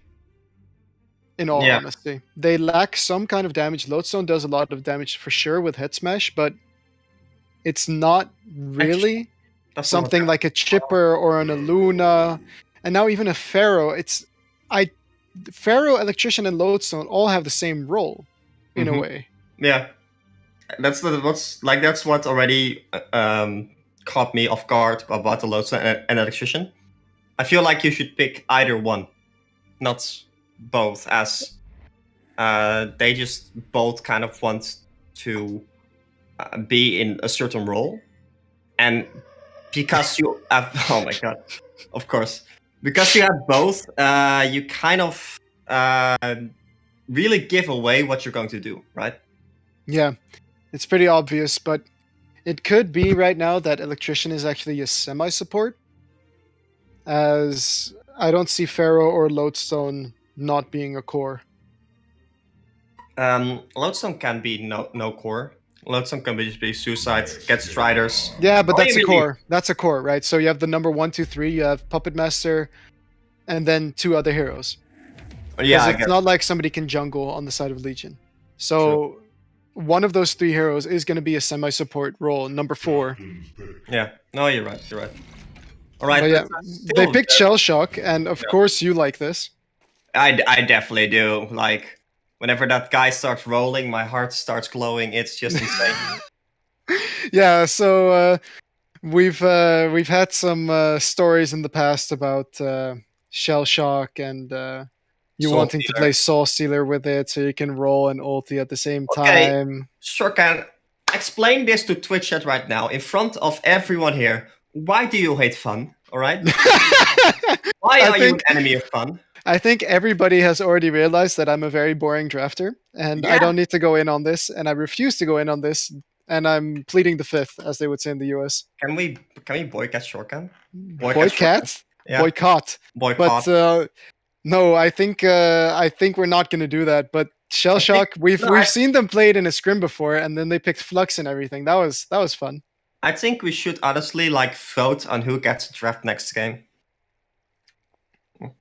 Right? If Twitch chat just votes on who gets to draft next game, then I hereby promise that I will pick the memeiest comp if possible. I think considering that the entire Twitch chat is going to be vetoed in their votes, I don't think our team is going to allow you to draft Dutch. Boo. But Anyway, yeah, so how do you think yeah, they're gonna lane? the laning. Well, Snooki is on Calamity, so it looks to me like he's going to be going mid. And they don't have a very good hero versus it. I would say Electrician might be the one most effective because even Puppet Master, I feel like, gets destroyed by a Calamity. It is not Whoop farming though. Usually they had Whoop farming, but maybe Whoop is not as like. I think Whoop is short lane. Oh, actually he is. Yeah. So that is. I do like the glaciers plus the pebbles because I feel like the pebbles has a much harder time getting that max mana because you really want to prioritize that Pika, right? Yeah, but it's not that big of an issue anymore. If you go power supply and bottle, I think you're quite comfortable, so to speak, with pebbles in terms of mana because you generally go for steam boots. I'm not going to say always because there's a lot of people who go ghost marches on them now, but you Mm. generally go for steam boots, and that usually provides the mana to allow you to do 2 or 3 combos, especially with the bottle and the power supply. But yeah, it is a nice combo with glaciers just to use the toss, the chuck. Do you ever get like an chalice as well? No, I don't think it's necessary on pebbles. It You is really nice want to if you have rush that stacks, portal though, right? key. If you have any kind of stacks, it is really good though. Yeah, that's And you're true. mainly gonna get mana, or mainly gonna use mana and not really the HP. Yeah, and I've seen this combo of Shell Shock and Glacius before, and it's actually really strong as you can use the Glacius ulti while you're rolling in the Shell Shock ball. So it's a moving Glacius ulti. Yeah, actually that's true. Yeah, especially if you get like a staff as well. Like the Glacius ultimate, basically, it doesn't cancel if you use it while you're inside the shell, and it doesn't cancel once you get out either. Yeah, it's a very powerful ability. That's how it also combines with something like a Soul Stealer or even a Tempest. You can actually just cast your ultimate. I think Tempest probably No. would get cancelled as you get pulled out of the range. Yeah. Yeah, but like Tempest uses his ultimate in a fixed radius. Yeah, true. So as long as you like are in that radius where you could normally cast it, like the elemental void would stay in place basically. Yeah, exactly. So it's as long as it's within your leash of range. Yeah, exactly. But yeah, I do really like the hero Shell Shock, but I feel like at the moment not being able to cancel the W makes the hero weak because you find Yeah. yourself in a situation where you can't go anymore because it's too dangerous. Just imagine a rampage that cannot cancel his charge. Yeah, that's pretty much a good comparison right there. Because you're always just going to be in situations where you like they saw you roll and you just don't want to commit to it. Mm-hmm. And then Oh yeah, let's talk about this Grinix though. It's being played by TKB, so it looks to me like that's going to be a support Grinix. Suicide Grenix for sure. They're really going to try lane though. I think so. Yeah, I think they are going to try lane to have the Shell Shock maybe roam a little bit, or maybe even stack the jungle and stuff for the Calamity to farm it. Because Calamity can take those stacks like really easily. Very true, very true. But I feel that the lanes coming out from Legion are not going to be that strong, and there's the server unpause, but they pause straight up again, and Puppet Master is going to be farming as he picks up a Logger's Hatchet. They really don't have much range on the Legion side. And look at like not having much range against Calamity. And that is just rough, man. That is just really rough. Although Calamity did actually level his E instead of the dragons. Yeah, but that's fine. At level 1, it's nicer to be able to last it. I guess. Yeah, I like the 3 agility that you get from it once you hit someone. Yeah, that too. But it's for the double attack on creeps because they don't share a cooldown. Sure.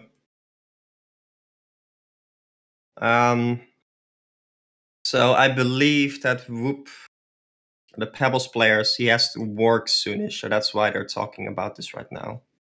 Mm-hmm. Guess we're paused. Yeah, delays happen, and it's unfortunate, but nothing to be done about it. So yeah, I'm really curious to see how Legion is going to be laning. There is a reconnect happening From on Conatus. Conatus. Yeah. But yeah, I don't. I like the the Hellborn draft more than the Legion draft here, purely because they have like the Calamity, and they don't have too many ranged heroes to really deal with the Calamity properly. Although the Pharaoh is kind of great against Calamity, because Calamity doesn't really have the easy escape. But another thing we might want to have to talk about is if the shell shock is kind of close to the enemies. Yeah. Sorry, to the target they're going on, right? To the targets that the Legion side is going on. Even if you're stunned, you can still jump in the shell shock or in the shell from the shell shock. Yep. That means that, like, if you're electrician drift or if the lodestone is charging you, just jump in the shell shock, and you're invulnerable to everything as long as the shell shock does not decide to like release, right? Yeah. So it's potentially really powerful. But the game was remade, so yeah, I'm really just it's going to be the same heroes, of course, but they might be using a substitute for Whoop. And the game is being created right now, so we're going to stay with you, as it's not going to take too long to restart, I think. But yeah, so Dutch, explain to me what's the issue with Legion's draft. I think that in the early stage of the game, they have too many heroes that like kind of want some level of farm. I don't understand where they're gonna run the lodestone unless it's a support lodestone, which could be possible because they have the Puppet Master. But even Puppet Master lodestone is not really a lane you want to run. And then you have Electrician that needs a lot of farm. The Pharaoh that kind of needs a lot of farm, because a Pharaoh without farm is just like a long range stun and that's it. And that's like really under farming or undervaluing the hero. And besides that, they don't really have much initiation of any sort, right? Yeah, they can like. Well, the Pharaoh. Yeah, they have the Pharaoh, but even that is like kind of awkward, I feel. Yeah, definitely the Lodestone and the Electrician fill the same roles, but I do think it's going to be a semi-support Electrician over a Lodestone. Instead of the lodestone. Yeah, that could be. But like a semi-support Electrician is not as impactful or as scary as many any other other heroes. Yeah, so the Engineer would have been great. It was probably banned though by themselves. Something like an empath, it gives you the like Geomancer. Geomancer, definitely. And like just many options. Blacksmith. Ooh. Yeah. I'm always like I'm still rooting for the moment that we're gonna pick Shell Shock in comp. Just like waiting for those multicasts. It is one of the most fun heroes to watch, right? Well, you're always just rooting for those multicasts, of course. Yeah, but like every time you use this Q, it's gonna be either a 200 damage nuke or a 1k damage nuke, and that's exciting. You have to admit that is exciting. Yeah, it's very exciting, especially when you get the Staff of the Master. Ooh, exactly. Yeah, and then you can just stun from auto attacks. Yeah, I think in the newest Tsubakas video there was like a clip. So yeah, there was a clip of Tsubakas where I think there was a madman running in, and I did it. I had Staff of the Master and a Resto Stone. So I did it 2 times, 3 times, 3 times, 3 times. Then I walked in, did 1 hit, and the hit gave me a 2 times stun as well. So that was 11 out of my head, or 13 times multicast. I calculated it to be above 5k damage. And that's all I'm not sure. I'm not sure I want to comment on that. It was like on a 6-second cooldown. That's the best thing about it. Or But maybe yeah, the cooldown was a little bit higher, but yeah. And then against it, we've got like the main problem also with Legion draft is that they lack damage. I feel because True. Puppet Master inherently doesn't do a lot of damage until he gets farm, and none of the other heroes deal that much damage either. Electrician is more about tanking damage. Lodestone has burst on 1 or maybe 2 targets and then is pretty much done. And then you have a Pharaoh who can do a lot of damage with Hellfire, and I really think they should max Hellfire, if anything. But it's kind of like a dot almost, right? The Hellfire. You could kind of see Yeah. it like a dot because it does like its damage over a period of time. So it's Yeah, for also sure. not fast damage. Yeah, but it's what is it? Every 0.75 seconds for 10 seconds. So that means it is done 10 times in 7.5 seconds, and then another 3 times. I want to say, yeah, another 3 times. So it Want me to pull impacts out a calculator? 13 times 80. So in total, That's actually a lot of damage, yeah. yeah, that's a lot of damage. That's actually 1040 damage if you If can you- get it all in the 10 seconds. But that's kind of the issue, right? Generally, it's not going to be able to. But it is like why Pharaoh in the long lane is kind of like something to behold very often. That and the amazing attack damage, because Pharaoh attack damage is like really insane. 57 to 59. It's almost like Pebbles levels. No, 57 to 59 it's instead of 61 to 61. 60, 61 to 67. I mean, that's a whole It nother has to level. be one of the highest attack damages, right? Yeah, maybe. Let's see. Okay, the only one that I see that is better is Keeper. Oh, actually, Hammerstorm is slightly better. Hammerstorm has what? Yeah, 59 to 62. Yeah, it's close. but yeah, also just the attack animation is kind of insane. Yeah, I was thinking maybe Rampage, but I was mistaken. The Rampage is at the W now. But anyway, yeah, I'm still just kind of curious, like how they're gonna lane this, because Yeah. I don't see a situation, because like Andro isn't really a ranged hero either, right? No, they severely lack range. The only range they have is on Puppet Master. Yeah.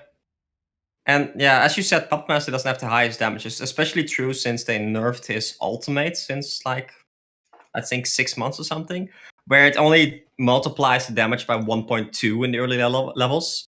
So it becomes scary after like level 11 or level 16, where it suddenly does like 1.55 and 1.8 times the damage. Oh, you mean you're talking about Puppet Master. Yeah.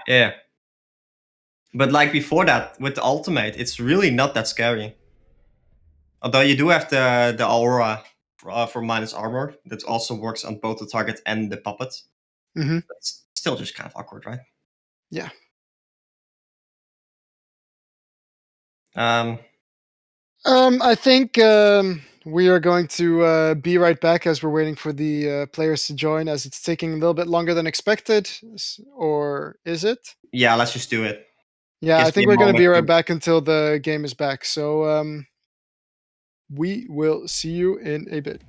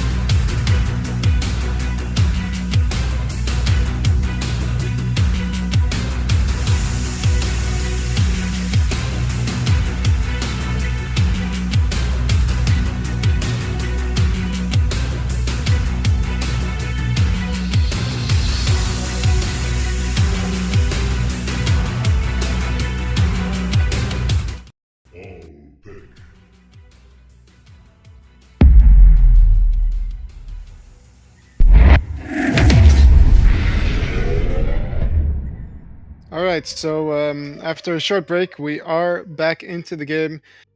Both teams actually having a different player than before, as Zero replaced Yaghardi. I can't say it because I'm not from Scandinavia, but you catch my drift. And now we have Novi Pirat as a ringer for Whoop. So yeah, So yeah, we see the Pebbles now being played by Duder, by Yagatrelin. I tried. at least you did. Yeah. And the Glacier support instead went to Novi Pirate. I don't know if they're gonna switch up the lanes at all, because we did see that tri lane, or at least they were running towards the tri lane previously. Yeah, And, looks to me like it's gonna be very similar Mhm. to what it was before. But yeah, I'm really curious to see how Legion is gonna lane it. With Right. Zero playing Electrician, it looks to me like it is gonna be a semi-support Lodestone, as you surmised.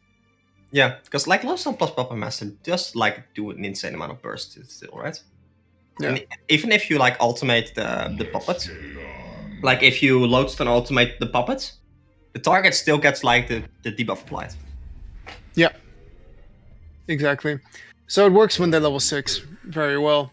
Yeah. You Let's just burst see out how in- Polymorph reacts to this.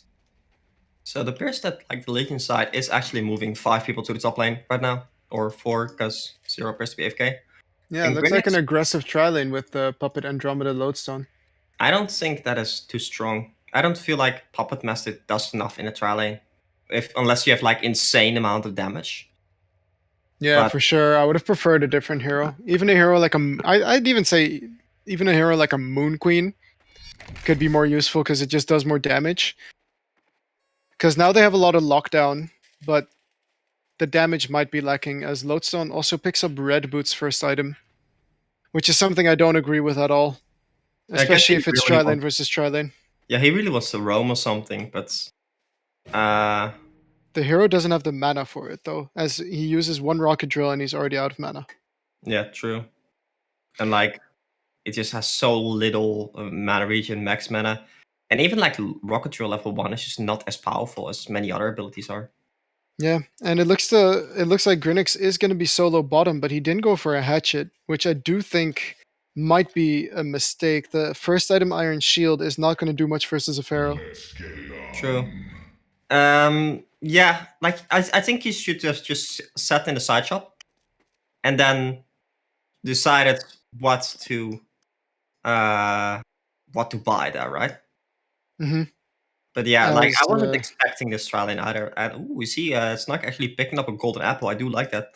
Golden apple is basically like burst healing. It's when you use it, it gives you 80 health. So it's effectively like having 80 extra max HP as long as you can get it off. Yep.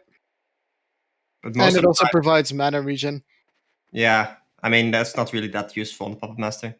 But say like they initiate with the Puppet Master show or the Puppet Show. That's like how I consider them initiating in the top lane.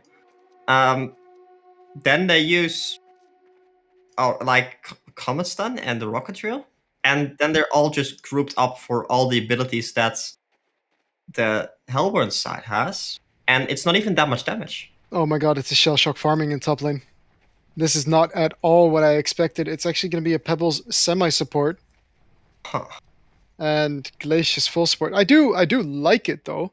I think it's quite effective. Pebbles, when he gets that portal key, he's still going to have that insane burst, and he's also able to save his teammates by tossing them back. Right. Right. I mean, I second this fully, man. Yeah? Yeah, I You do. agree? Yeah.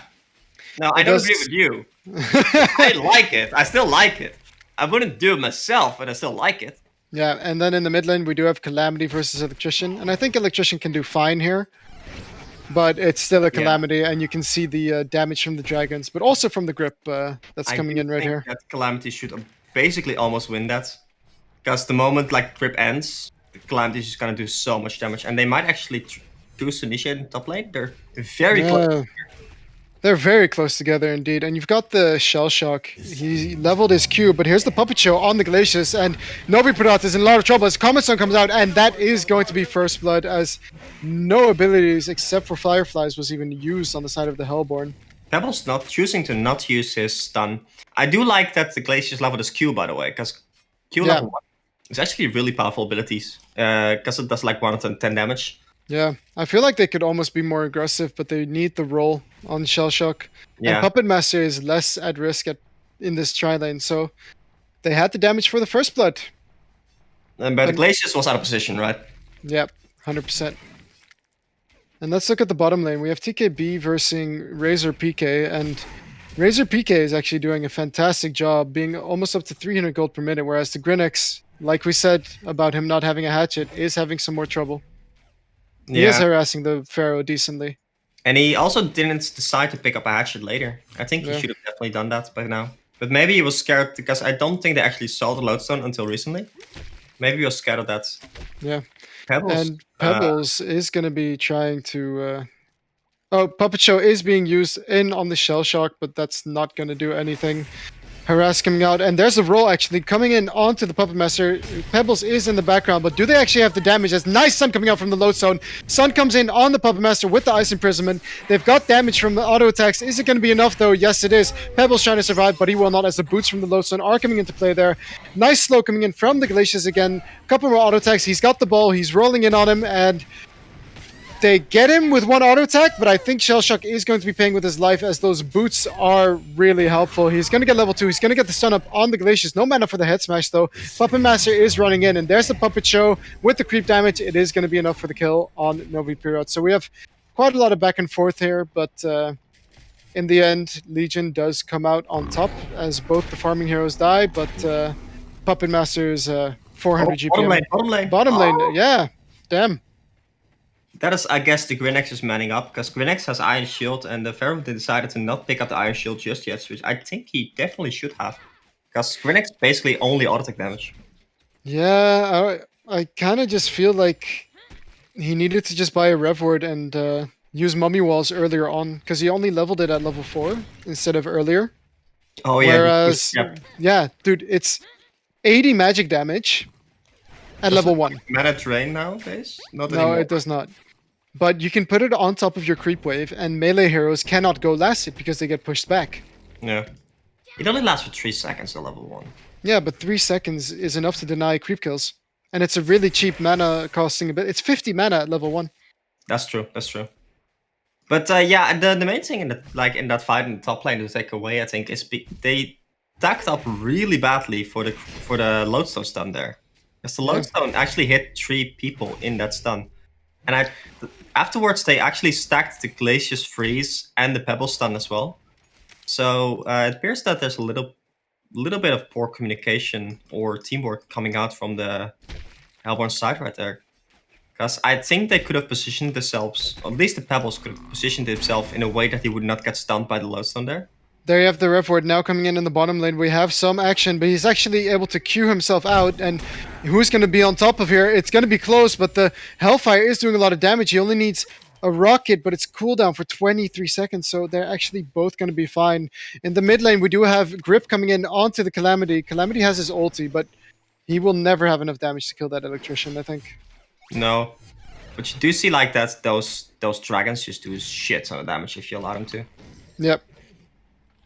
Because after the Electrician uses his grip, he generally just wants to walk away and because he won't have any damage afterwards, right?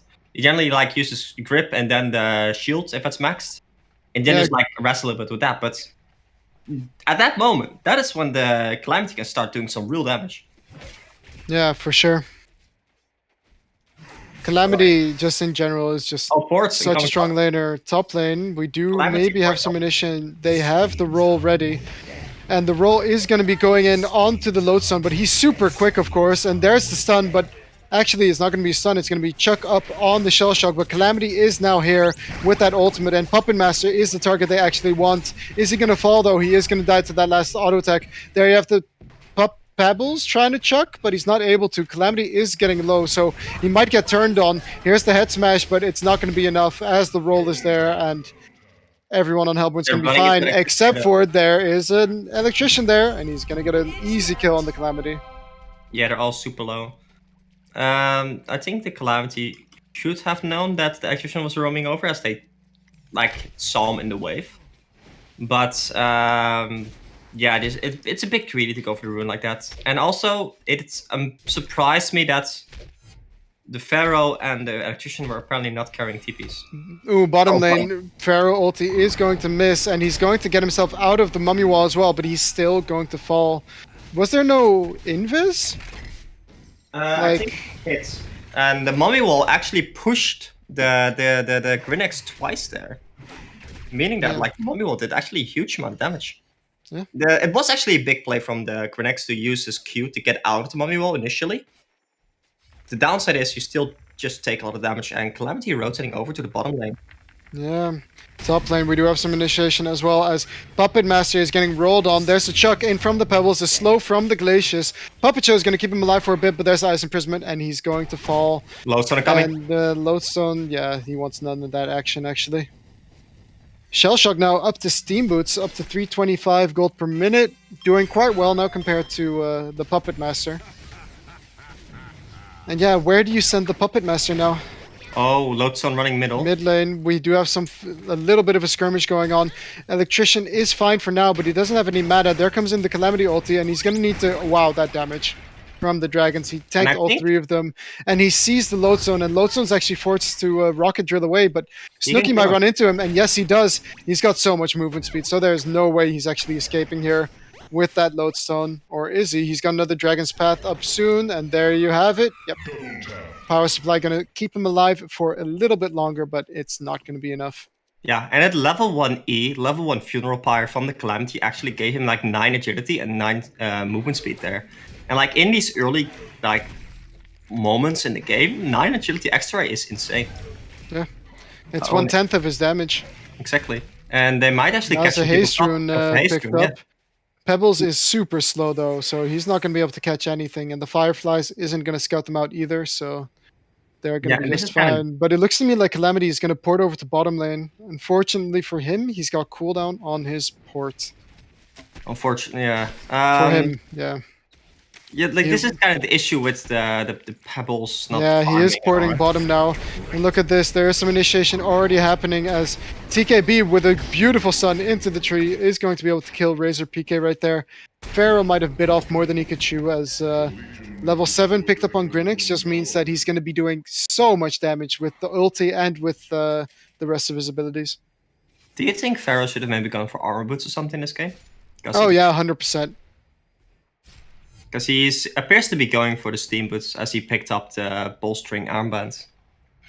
Yeah, armor boots are fantastic versus both Calamity and versus Grinex.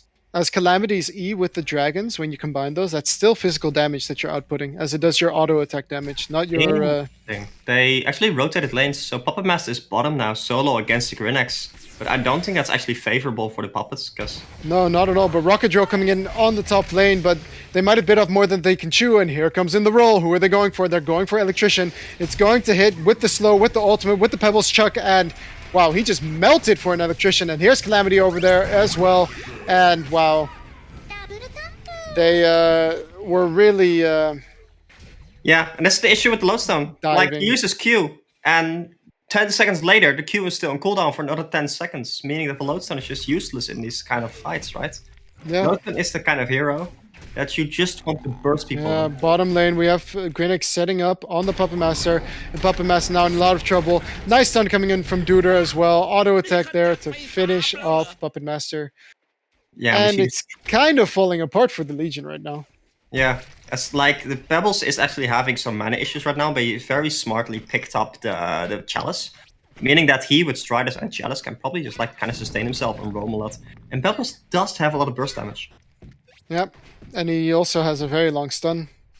Yeah. So Calamity has an infantry right now, actually giving it to the Pebbles, potentially. I'm not sure. Yeah, I think they saw that. The Ward probably saw that, so they might try to set up middle, as they are. Yeah, but they don't have a Rev Ward right now, but Pebbles scouts all of this, and they're gonna go in on the Calamity, but the Pharaoh ulti is going to miss. There's a stun onto Pharaoh, but it's not going to be enough, as Calamity is still going to fall, as 4 Heroes of the Legion shows up. So, good rotations, but it was also just a bit of a greedy play. Yeah, surprisingly, the Pharaoh actually had dust in inventory. But maybe they didn't pick up on the fact that the pebbles went in this. No. I think they should have. Oh, and pebbles behind the tower now trying to make a play. Indeed, but there's a grip coming in on the shell shock. He is really tanky though. There comes out the slow. He's gonna get electrician right there. Glacius does walk into the stun, unfortunately, so. Oh, and the Ice Imprisonment is going to be purged almost immediately. There comes in the Glacius ulti, and he's going to be hitting both of them, but both of them are not going to die as the grip comes out to kill the Glacius right now. Andro is nearby, but are they actually going to be able to catch Shell Shock? That's the question. Pharaoh there with the vision. Calamity is here, but he just got barely fogged. There's the Chalice, and Lodestone is going to fall, but so is Glacius. I mean, so is Duder, and so is Andromeda. So Grinix is fine. I think he might even try to kill this Pharaoh as Hellfire is down in 2 seconds, but he was in the end chooses not to. Yeah, and the Calamity ultimate's showing that it does an insane amount of damage when the target's in the middle. Yeah. But yeah, the purge from the Electrician, purging the Ice Imprisonment is so big there because it also meant that the pebbles. Oh, look at this though. There you have the Grinix. He's going to be able to stun in on the Electrician, and there's a lot of damage being done, but also to the Grinix. And Grinix is going to be the first to fall. And the Electrician is just so tanky. He is going to fall though. And now Lodestone in a lot of trouble, but pops the ultimate to give himself the necessary armor to survive. Smoked Andrew there. But they don't have any follow-up right now. I think Calamity could have potentially killed Lodestone as well there, but I guess he was scared of like. Port's coming in. Oh, what a deny coming out though from Salt. Led by him. Yeah, another thing that actually caught my attention was that Electrician chose to grip the Grinix instead of the Calamity there. Yeah. I feel like they really wanted to secure at least 1 kill and then maybe try and survive because he was really tanky on that Electrician. Yeah, but the Calamity also right now is just so squishy still. Because he chose to not go for Iron Shield, which I personally disagree with. Just because like Iron Shield allows you to farm the jungle so much easier. With what? With what hero? With the Calamity. Oh. I feel like you do need an Iron Shield and a Calamity. Really? Because I mean, I don't know. I think you can just kite things mainly, and TKB is going to fall to 4 heroes there from the Legion. Yeah, but if there are any kind of range creeps, you take so much damage to yourself. Like, if there's a triple stack... Here's the initiation maybe on top lane, but Electrician is just way too tanky. Yeah, and the Ice Imprisonment just won't work against him. Yep. What do you think the Shell Shock is going for? Because he picked up the Shamans. That might be a barrier. Which I don't necessarily... Top lane, we have a roll coming in onto the Electrician, but there comes out the Calamity ultimate, and they are going to have a lot of damage as Calamity definitely hits hard enough. Lodestone does port in, he does have the Rocket Drill available, but they're just diving right now. Yeah, they have mana to roll, but choose not to. Here's a port coming in. DD rune though, and there's the instant roll onto the Pharaoh, and look at the damage coming out from that DD rune as Pharaoh almost falls immediately, and now Andromeda gonna get a stun up on Shell Shock, but those dragons plus double damage is gonna mean a hat trick for Calamity. And the Calamity picked up a tablet, which I love, by the way. Against the Pharaoh, it's so good, and even against Lodestone as well. But it's the best item in the game. Some people might even say. It is, man. Some people. But like, what surprised me the most is that you saw 3 ports incoming at the top tower. Mid lane, we have initiation onto Electrician, but Hellborn realizes that they do not want to try that without Calamity DD. Oh, they might run into puppets? No. But what surprised me was that they ran in the tower there. You saw instantly 2 ports coming, or 3 ports coming even. Mid lane, we have initiation on the pebbles from the Electrician. The rocket comes in, but the Pharaoh ult is going to miss again. Nice slow coming out from the Glacius, but Puppet Show is not actually going to taunt Grinix to anything, and he's just going to be able to run away. Man, I haven't seen Pharaoh hit an ulti yet. Have you? No. Pharaoh also decided to go for Ghost Marchers instead of the Steam Boosters, I thought, which I really don't like. And the Pharaoh just doesn't really get much done in this game in general. Yeah, I feel like he needs to get his concentration back if he wants to try and make some big plays, as he's their main initiation right now. As both the Lodestone is close to Portal Key, but Yeah. Electrician is nowhere near something like a Portal Key. I'm not even sure that if Lodestone actually gets a Pika right now, I would always get Chalice first on Lodestone. Yeah, But look I at don't this think- though. Pharaoh might be in some trouble as three of the Hellborn are here. They're doing a ton of damage to him, but there's the swap from the Andromeda, so well played by him. Calamity ulti is going to be there. A roll from Shellshock is going to go in onto the Electrician. Electrician dropping really low as Calamity is there. TKB and manages to pick up Razor PK in the background, and Zero now also falls. So that's a Lodestone 2 for and nothing upper exchange, and yeah, Lodestone, he was close to his Portal Key, but this death might him a bit further away again as he Yeah. loses some of that PK gold. It might have been like correct for Lodestone, like Oh, independent. PK on Pebbles, by the way. He's looking Oh. to go on Puppet Master here, but he knows that he's not got enough damage alone. That is early. But yeah, interestingly enough, like I think it would have been correct for the Lodestone to just kind of sit in the top lane and get this PK. Yep. Because Lodestone without PK is just so much weaker. Yeah, for sure. And they're hunting this Puppet Master right here. Grinix is going to scout him out. He's got the stun. There comes out the Pebbles Chuck and combo, and that is a dead Snark. So for a semi-supporting Pebbles, he's got a really good amount of farm. Yeah, but he rotated a lot. And when you have like a level 10 Greenex with a lot of damage, then you can just do that. Funny enough, the Pebbles actually has more farm than a Greenex by a large margin. That is Grinix didn't even do too badly in the bottom lane. no, that's surprising. I guess the Greenex didn't really get any of the kills. I think what happened is he last hit at a tower on the Oh. Duder. Yeah, he did. Maybe yeah. But like the PK in onto the Electrician right here. The combo isn't that much though, but the swap doesn't matter as the ball is going to come in into the background. But now it's Shellshock and Pebbles who are in trouble as the entire Legion team is coming. Shellshock is still alive, but it's going to be not too long before he's going to fall, as well as he does not have any abilities available. And that would be a good moment where you would want to maybe cancel your roll, right? Yeah. Because you rolled That into swap the back tower. was really good from the Andromeda, putting them completely out of position. But what do you think about the puppet actually going for and that's a Lodestone PK pickup, by the way.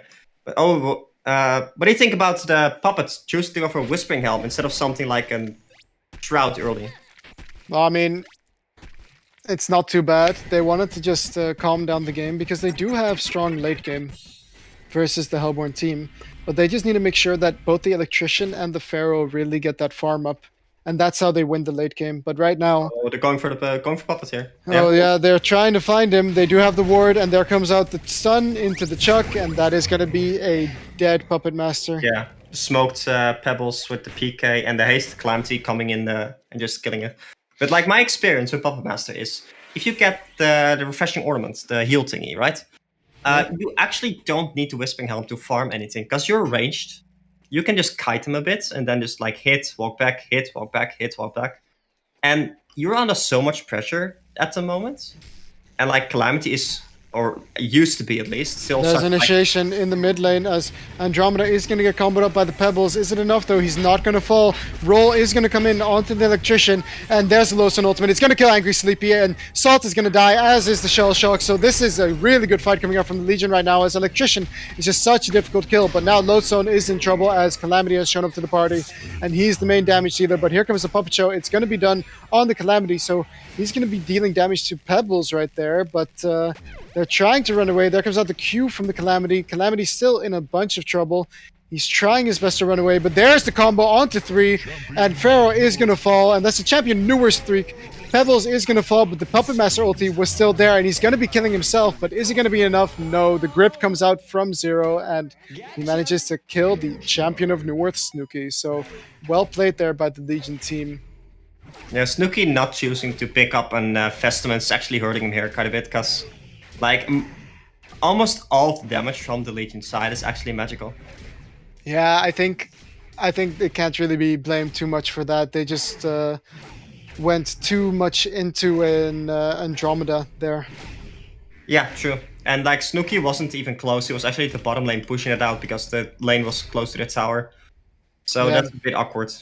Any fight they want to take, they need to make sure that they have Snooki there. And I would have liked for him to actually pick up the Firebrand more so than the other two because movement speed is key versus the Legion team. They only have one portal key right now.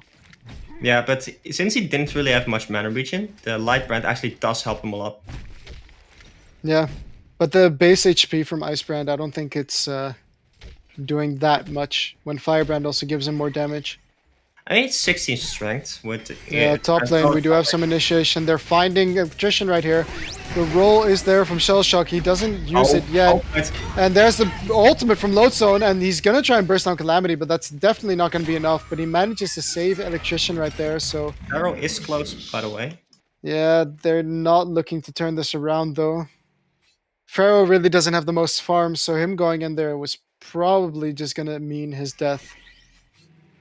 The Grinex, by the way, is in the jungle and actually ran over a Rev Ward. So Snark should know here that the Calamity, or so the Grinex is actually in their jungle, and Grinex sees him as well right now. Yeah. Do you think they can burst him down? Pebble's running over.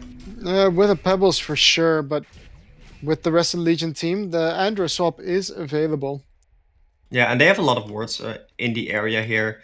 Grinex standing right on top of a Rev Ward, and the Ward of Sight downhill actually showing... Top lane, we do have some initiation as Electrician is just running at the Hellborn team. Shellshock in a lot of trouble. He does have his roll up, so he might choose to use it to try and escape. He is going to use it right now, but he's going to be going for the Andromeda. But it's not going to be enough as he's just going to end up falling to Snark instead of the rest of the team. Do you think the Shellshock should have picked up a PK earlier here? Because he went for spell shards. I mean, it's a great item, so you can just roll on PK immediately. But I just want to see him get a staff more than anything, so he can cancel his roll, and so that he can roll quicker without having that charge up time. It makes it a far more reliable ability. They're doing Conger. Yep. And also, his ultimate damage is based off of max HP. Yeah. So why not get something that gives you more maximum HP? Yeah, I think like two things that come to mind as a snail player.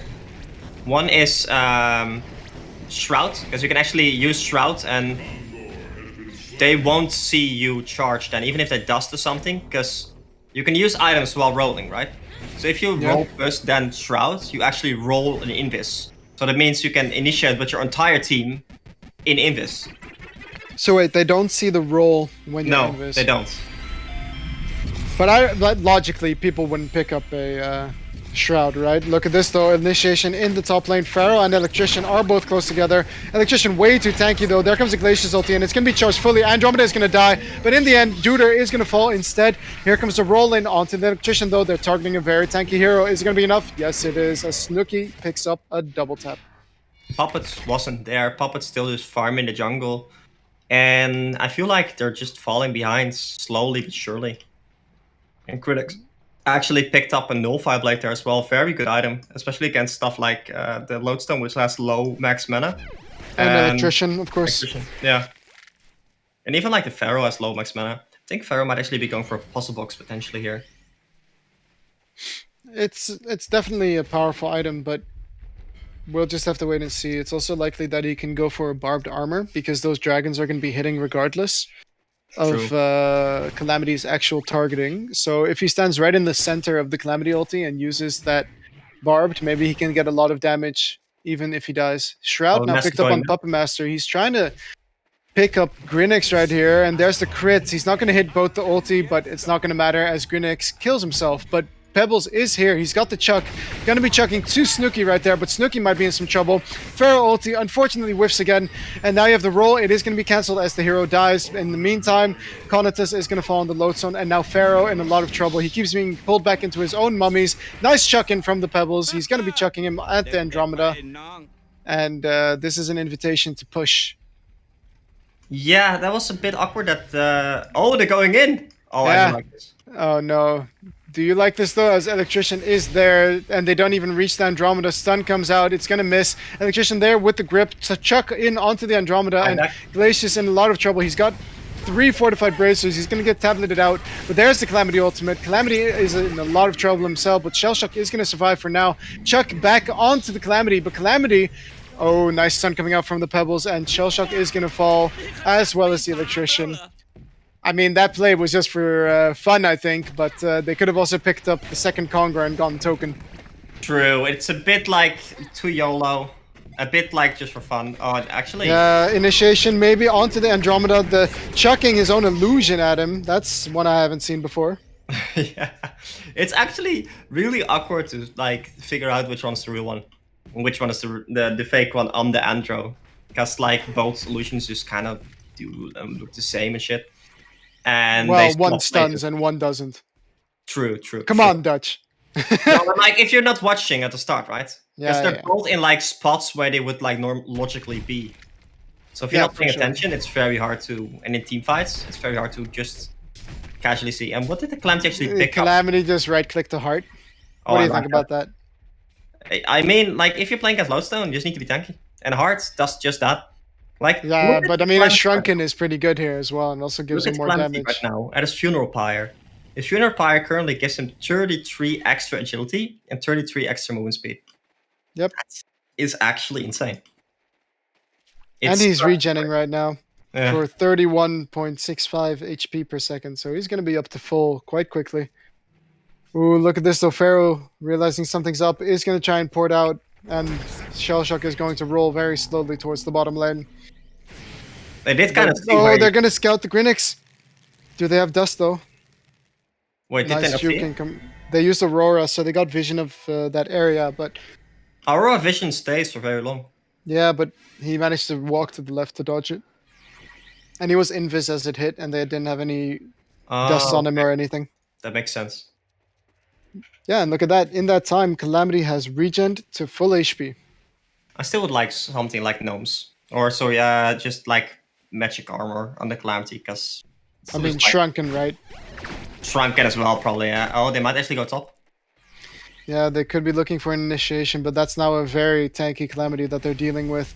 Electrician is on the side, and Shellshock is going to roll in on the Lodestone. Slow coming up from the Glacius, and Electrician actually still on Snooki over there. There's the Pharaoh as well. The ulti from the Lodestone is going to be there, but that tablet just saved him completely. And there comes in the Calamity ultimate with Pebbles there. He's going to get the combo onto 2. Is it going to be enough for a kill, though? Pharaoh is going to fall in the end. Andromeda is going to fall in the background. Puppet Master is going to fall. And the Legion team is just getting absolutely destroyed. Nice chucking from the Pebbles as well. Freezing onto Electrician. He's going to fall. And now Lodestone, the sole survivor from the Legion team, is getting chased down by this Calamity. And that's a dominating streak for Snooki. And GGs have been called. What a Calamity. game. Yeah, Calamity, strong hero. Yeah. It's the end verdict for me, I guess. Yeah, 650 gold per minute at the end of that game. So definitely did a great job farming. But really credit to Jagater Ellen on that Pebbles. I think he played the semi-support Pebbles very well. And I mean, we got to see the Shell Shock in action, but I think there's a lot more potential for the hero when you actually pick heroes that, you know, go very well with it. True. Something like a Flux or something would have been fun. But yeah, we didn't really see the Glacius plus Shellshock combo too much, as Shellshock just really functioned as that frontliner, that tanky frontliner, more than anything else. And you don't have to, you should not forget that the Shellshock actually gives his entire team in the area 4 magic armor, which should not be neglected.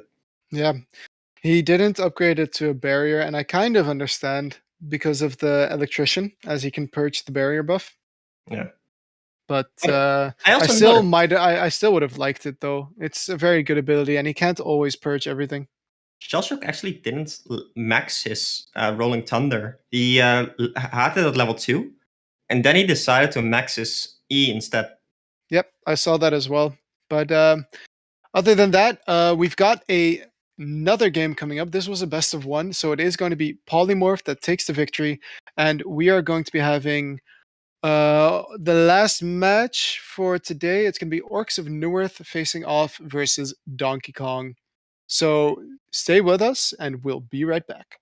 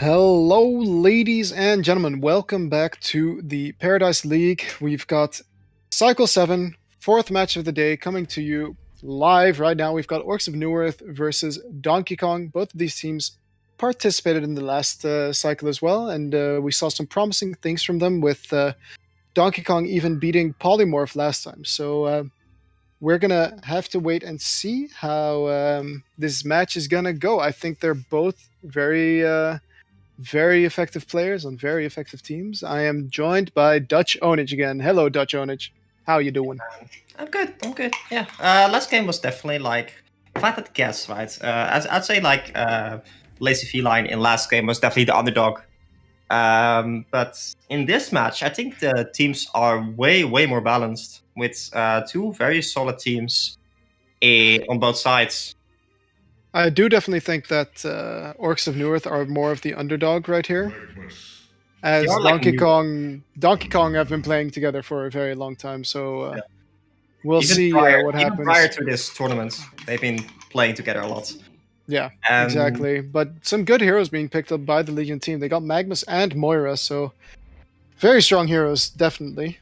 Moraxis is still available though, so Hellborn might be looking to pick that up to counter the Moira. Yeah, Moira is always, of course, a very good hero, but if you have the Moraxis, it's so easy to proc the shield that you basically cannot really kill the Moraxis with the Moira, because like, just giving Moraxis so much movement speed and blocking the stun is just so powerful. So I'm surprised that they decide to not pick it up. Although Moraxis, the issue with Moraxis, that's it does kind of always want to be run in a single role, as in usually Suicide, maybe dual long sometimes.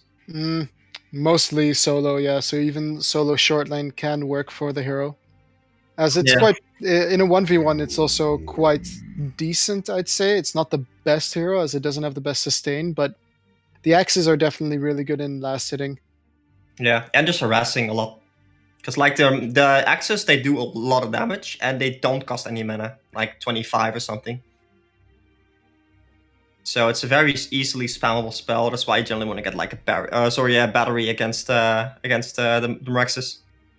Yeah. And what we see picked up is an Emerald Warden. Now, if you talk about heroes that I think are really weak and that we haven't seen so far, Emerald Warden definitely comes to mind, because Yeah, especially with the nerf to the E, right? What was there was a nerf to it that it dealt less damage to creeps early on. E and the W. No, the Overgrowth, it used to have only 6-second cooldown. Yeah. It used to cost only 60 mana. They increased that to 90 mana.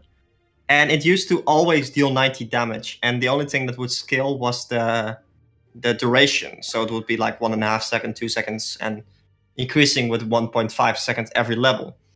So you could even jungle Emerald Warden in the early stages of that, of when he was powerful, because his trap would deal 90 damage for 1.5 seconds, so 135 magic damage. And also deal 1.5 times the amount of damage against creeps. So roughly 200 damage for 60 mana every 6 seconds. That's efficiency. Yep.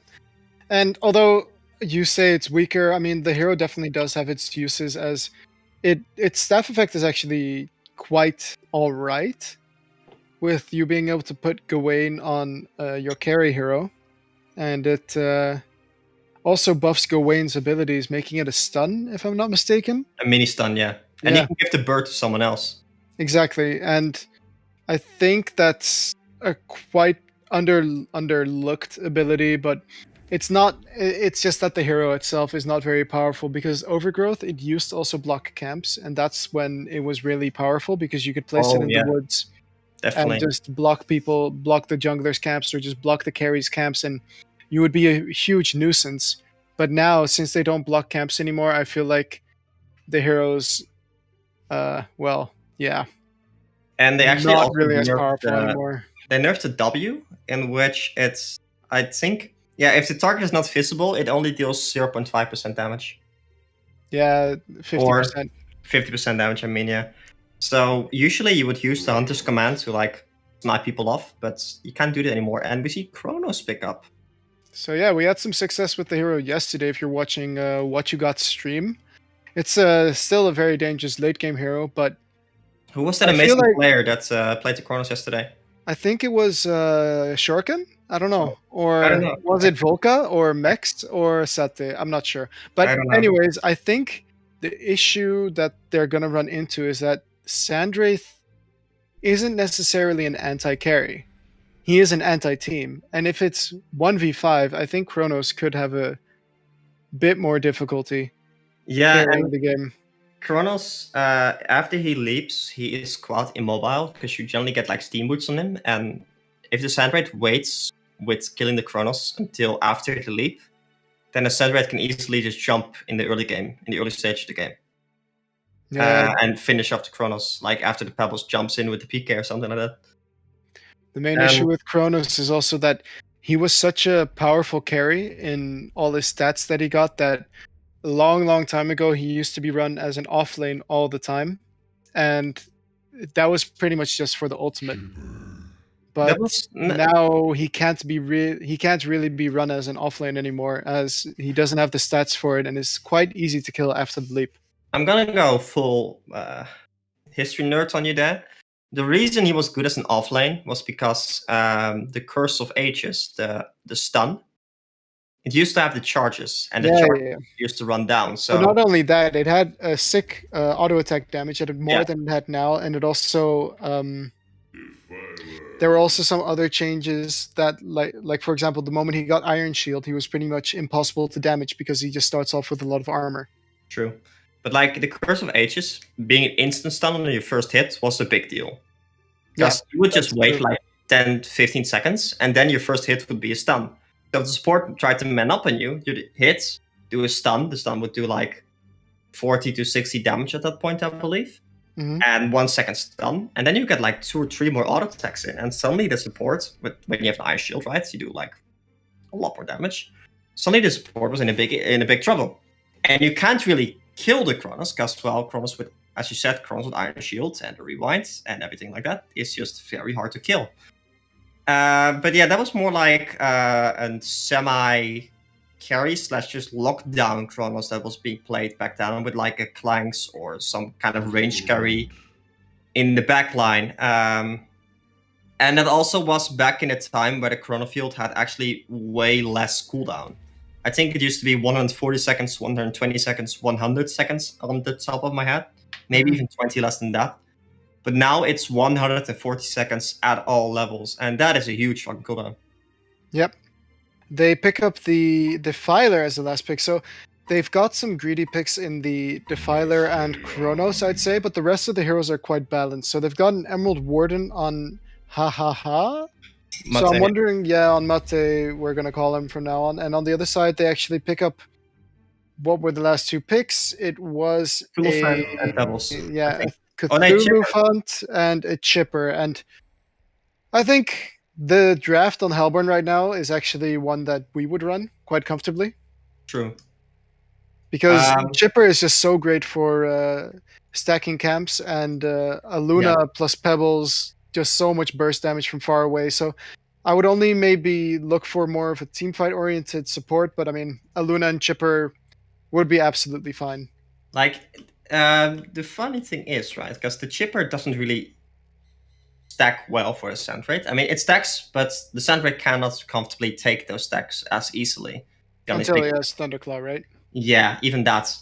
And the funny thing that I'm seeing here is that they should have switched carries.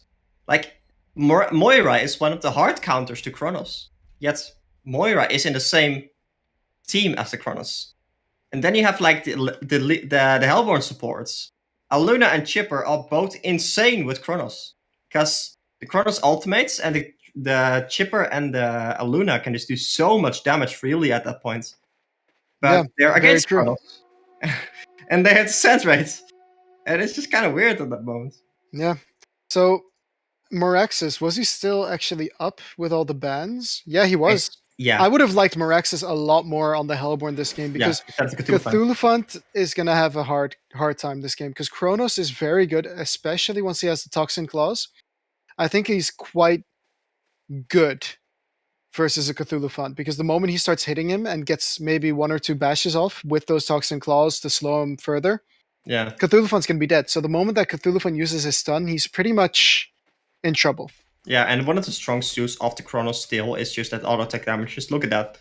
Like, Yeah. without any kind of stats, without the Iron Shield, which gives like 8 more agility, that is almost 60 attack damage. Yeah, I do really like this mid lane though, the dual mid versus the Defiler. As Aluna is just so strong versus a single hero with that stun, getting the attack speed, making sure he can get more harass off, and they're being smart about it as well, seeing as they're controlling the lane on their side, so Aluna is freely able to harass. In the Yeah. top lane, Sandwraith isn't the worst hero versus Manups because he can be very sneaky with his Desert's Curse. He can just go in and out of the woods. So I feel like Legion might have the less powerful lane here. They are going to get the pull off, and that's gonna be a big deal actually, as this pull is going to maybe secure them a win in this lane. Sandwraith can also use the solutions to kill the trap really quickly, basically reducing the damage that he or his heroes takes by a lot at that point. Mm-hmm. And like Chipper with the focus buffer also does that. So there's definitely not a bad lane here, but Chipper does need to be careful though early on. When he does have the focus buffer, he is still quite squishy. Yep. I would like him definitely to get that focus buffer in this lane. I don't think the Tarquake is really necessary. It's Tarquake. Tartos is not absolutely necessary. And I mean, Oogie is Sandwraith... Oogie is Tarquake. This is Tarquake. Yeah, indeed. You're right. Oh, haste Emerald Warden running middle. Yeah, he got the rune top lane, but what is he going to do here? He got his trap level 1. They're running for the Aluna. Nice stun coming in from the Moira. Is this going to be first blood, though? We don't know just yet. Aluna has a stun up, but Emerald Warden coming in. Nice stun to stop Emerald Warden for now, but I don't think it's going to matter as rotation comes out, and that is a dead Bunny Lover in the mid lane. Top lane, we do have initiation, though. Magma's getting quite low here, but I think he's absolutely fine, unless, well, Chipper rockets. Stun coming in onto the Chipper right here. He's got 1 rocket. Got 1 auto attack. Nice bot potion there from the Magmas. Wow, I was getting tongue twisted in myself. In the meantime, we also have kill in the mid lane with the Aluna Pebbles. They still do a lot of damage together, and Defiler manages to die. Yeah, in theory, it's a good rotation from the Emerald Warden to get like that. Oh, and it might actually get us the Sandwraith here. Yeah, Sandwraith in a lot of trouble. Magmas is not actually here though, or he was here, but he's absolutely fine as Iron Shield. It's a strong item early game. Sandwraith instantly killed the trap there as well. So really well done by him. And they actually have like a triple stack small camp there. Magnus can very comfortably steal that. Yep. E, if he chooses. He's leveled it once though, so I think he needs at least 1 more level in it for it to become absolutely comfortable. He manages to kill the entire medium camp, so I would like to see Hellborn actually just block that camp, if anything. But yeah, mid lane now, dual mid. There's initiation on the Moira. They've got the Chuck and the stun combo. Defiler just forced to run away now as the auto attacks coming out are too strong. And what Hellborn has done in this game is super good for their laning situation because their dual mid is stronger. Their top lane's going to go all right. And Cthulhu Font versus Chronos, I think Cthulhu Font is happy with that. Yeah, I don't like the fact that they actually rotated the Moira because I think Moira doesn't really do that much to help the Defiler because the stun from the Moira is just so slow, right? And I would much rather just get the Moira, get level 6, and sit in the bottom lane, basically entirely box out the Cthulhu Font, and then like just have them be in a better position because you're not going to be able to dual lane with Defiler plus Moira against the Pebbles and a Luna. Yeah. And I mean, Cthulhu Font is comfortable enough to just... Oh, actually, he might be in some trouble. He does have a trample up, so he could escape. But Kronos, with that jump, is not going to go after him. But he does get a lot of harassment, forcing him out of a health pot. There you have Magnus now in the top lane. He might be in some trouble. He's got his invis up, and he's still going to get hit, though. Chipper with that DD rune just doing too much auto attack damage. Desert's Curse coming in onto the Emerald Warden. There's the nice overgrowth, and they're not attacking it. And Chipper actually falls to Mate or ha right there. We have Leap in on the bottom lane with the bash onto the Cthulhu. He might be in some trouble. Wow, that damage coming out is just ridiculous. And this is where you also pick up the Iron Shield on the Cthulhu. Yeah, but even then, like, Kronos has 80 attack damage at this moment. It's just like it doesn't even block that much at this point. And Yeah. Kronos choosing to not level his rewind, I actually like this because you're not really too much danger from the... Oh, the Sunblade might run into 2 people there. Yeah, top lane, he does a nice dodge on the wolf right there, but he's gonna kill the overgrowth almost immediately. Is he gonna survive though? A lot of damage coming out from both the Magnus and Emerald Warden, but he's gonna be just fine. Yeah, and there you see like the nerf to the overgrowth, how much it actually affects the Emerald Warden there, because like the difference between 10 seconds cooldown and 6 seconds cooldown is immense. Yeah, you can actually get 2 overgrowths off in that time if it was the old cooldown. Exactly. And Emerald Warden actually choosing to level his W instead of him leveling his Q. I really disagree with that. Because level 1 Q costs 60 mana right now and does 120 damage. Yeah, and it also silences, making it a little bit more difficult for a hero like a Sandwraith to get his Q off. Exactly. Or like even his W, you can probably like silence faster than he can press W in most times. Yeah. Let's look at the GPM charts though. It's clear that the Kronos is actually having a fantastic time in this bottom lane, even though he was left 1v1 versus Cthulhu. And quick runner-up, like the next runner-up is the Pebbles, and then you have Sandwraith. So Sandwraith, with those 3 kills, is actually doing a great job versus his aggressive dual lane. Oh, mid lane. Mid lane, we have initiation onto the Moira, and he's just not tanky enough for anything, and he's going to get instantly killed. Magnus trying to get the stun off, but just barely doesn't reach a Luna right there. And the Divider just chose to go jungle, which I do kind of like. Because Divider in the mid lane is just not going to work. But should they He have... does have 300 gold per minute right now, though. Yeah, because he just went to jungle. I think the Moira even stacked a little bit. And like the wave is... it's not the most mana efficient, but it is quite good at just clearing stacks because of the really low cooldown and stuff. Yeah, I think it's a good move of them. In the mid lane, Pebbles is now back, but I think Pebbles, he's still just having too well of a time, and that's the hero that they need to address on the Yeah. Legion side, because Pebbles is going to be the main problem. Once he gets that portal key, I think every single hero on the Legion team is not tanky enough to survive a Pebbles combo with one support, with an Aluna or a Chipper. I think every single hero is going to die. And when you are like... When the Pebbles has the PK, suddenly every other hero that you're playing against... For example, if you look at bottom lane right now, the Cthulhu fans... Suddenly you cannot lane there anymore as a Kronos because of that Pebbles potentially. Oh, what a stun coming out from Cthulhu, by the way, to dodge the Kronos ulti. And that is a In big... top lane, we have initiation now on the Magnus. He's going to stun away, dodges one rocket. And is he going to survive, though? Yes, he is. So well played by Busy there. Sandwraith ulti is going to come in, though. Is he going to get the finish? The trap is there, and Sandwraith actually not able to finish the... Oh, what a power throw coming out from Bunny Lover, though. And now Mate is in a lot of trouble. He might get a turn kill on the Aluna. Yes, he does. No, he doesn't. 1 HP on the Aluna, and Chipper, is he going to fall? No, he is not. They did not have the vision, so... Really would have liked to see some ports coming out there from Legion team. Yeah, but Kronos didn't have ultimate, so that's maybe why I chose to not TP there. And Kronos going for a Thunderclaw, maybe. Sorry, a Cleaver, maybe. I don't like that at all. The hero lacks attack speed. Yeah, and it scales attack so speed well. is so much better with the Curse of Ages, yeah. It's just... Like, if you have the Curse of Ages, inside the ultimate, every auto attack that you do basically deals 90 damage. Because you have 3 times the amount of chance to proc your E while someone is inside your ultimate. Yep.